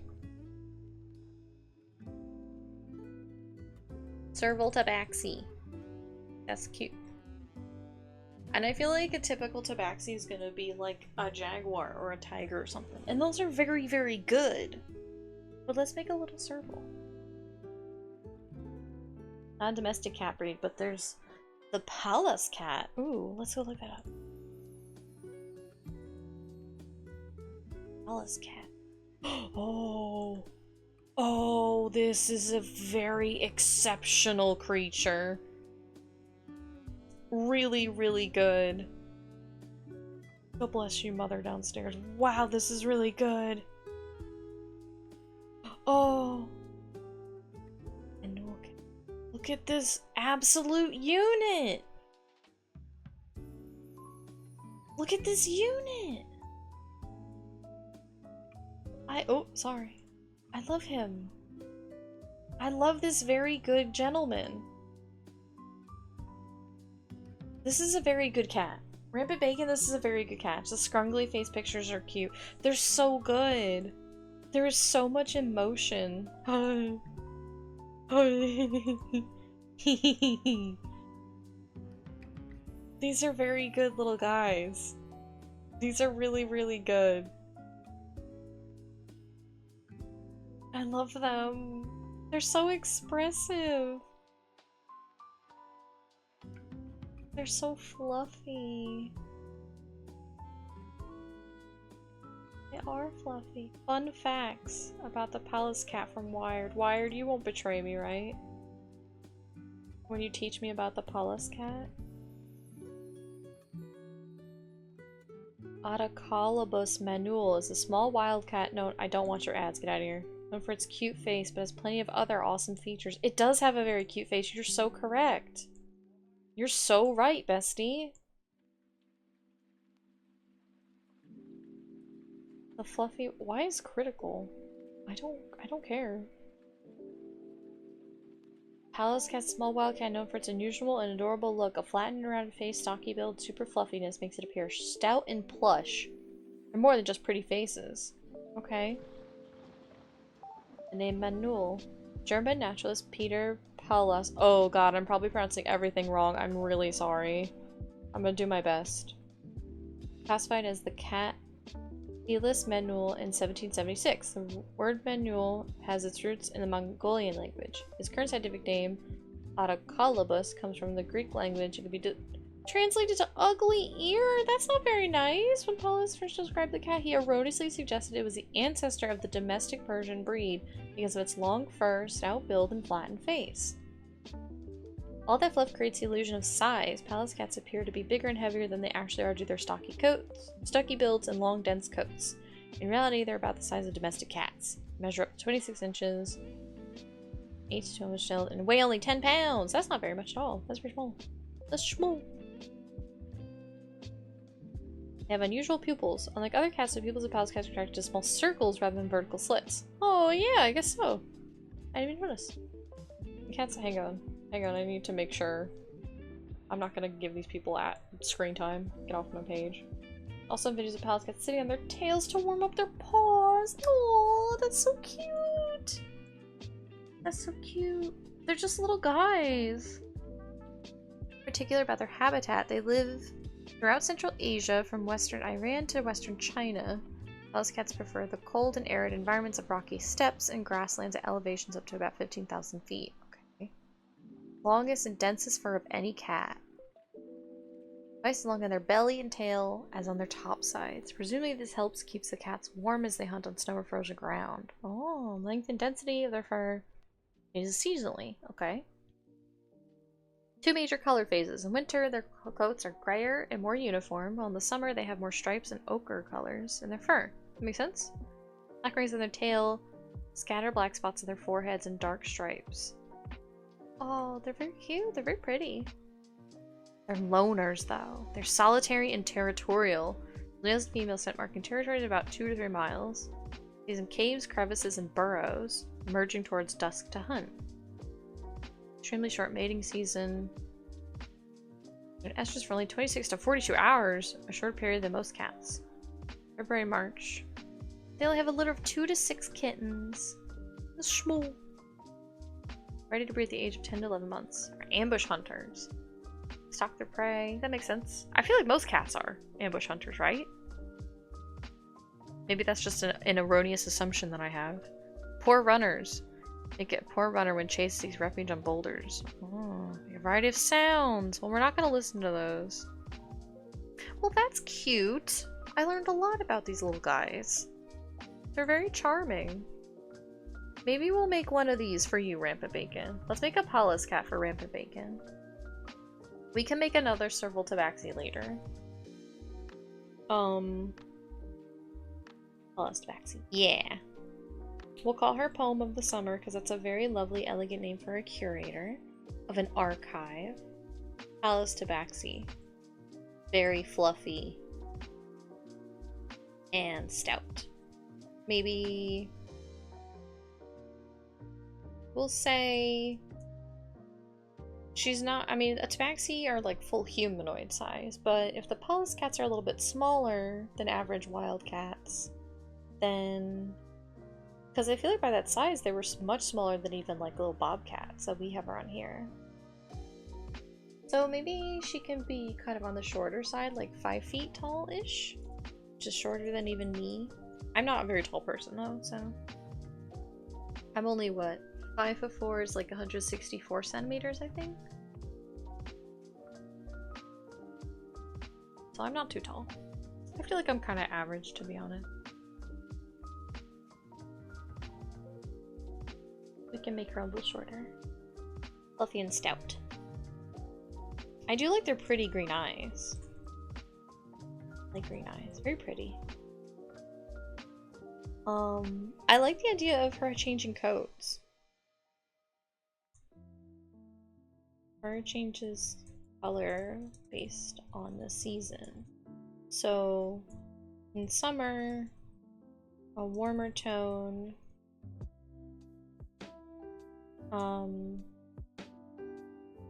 Warmer tone overall. In winter, a cooler gray. That's cute. I like that. Dark rings on tail.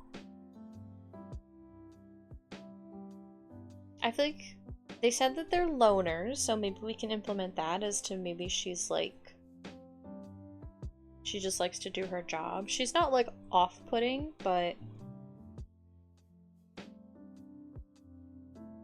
not off-putting by any means, but prefers to keep to herself and her job.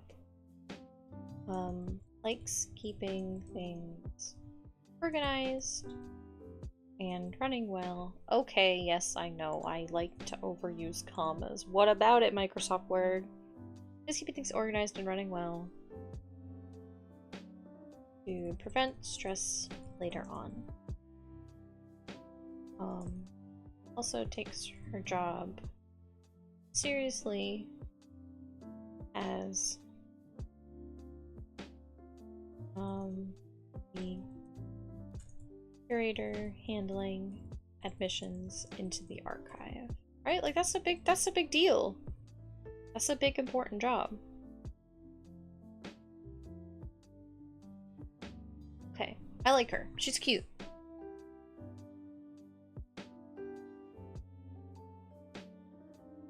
Ooh, what if goes by poem or Pots or Potsy?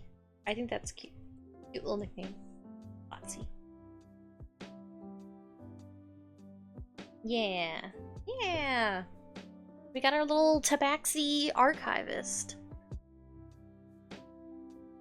So if they ever go here, they'll talk to Poem. Can direct. Once admitted, Poem can direct players to whatever section of the archive they need for research. Access to the inner archive will require permission from a high-ranking official of some kind, because that can come in many different forms in a improv game like D&D, so I can't say what specifically that will or won't be. Okay, I like that. That's good. This is good. We made a lot of NPCs today. I'm super hungry, so I think that's all I'm gonna do now. I think that's it for me. But yeah, we made a lot of NPCs. We made all of these stores we went through. You know? You guys helped me make stuff, helped me keep me organized and on track. Some of these things I'll have to flesh out more on my own, but that's okay. And then we made Poem at the last. We made so many little guys today. Maybe one day I'll draw these characters. Probably not, because it's a lot of NPCs. But maybe. Maybe. Okay. This was fun. Thank you guys for indulging me in a kind of different stream, you know? I know usually I either do games or like visual art, but streaming this stuff helps me focus on it.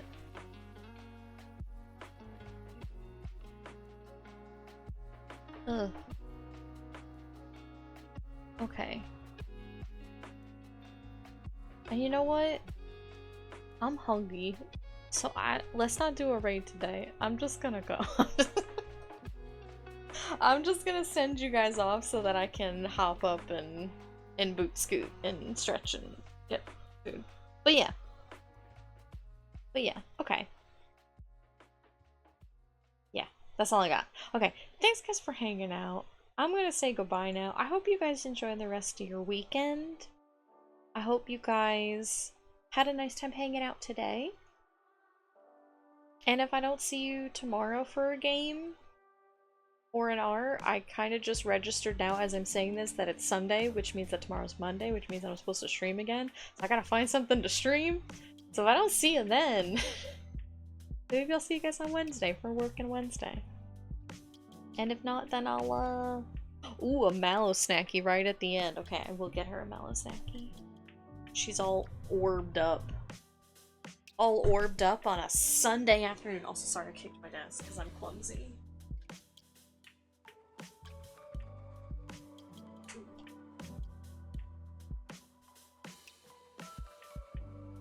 She was asleep, and you want to see how fast she got up? Instant. She's like, I heard my bag crinkle. I gave her a red one for you, Rampant Bacon. They're all just dried papaya, but I gave her a red one. I hope that's okay. Okay, I'm gonna let you guys go. Thanks for hanging out again. Have a great rest of your Sunday. Have a great rest of your week if I don't see you. If it's hot where you are, please stay cool, stay hydrated. And that's all I got. Yeah. This is a good day. Thanks for making my Sunday a little better. I appreciate it. I started out kind of funky, but this was nice. But yeah, okay. Also, med check. If you need to take your meds, you need to eat, you need to stretch, you need to do any of that stuff. Take care of yourself. And I will see you guys around. Bye-bye.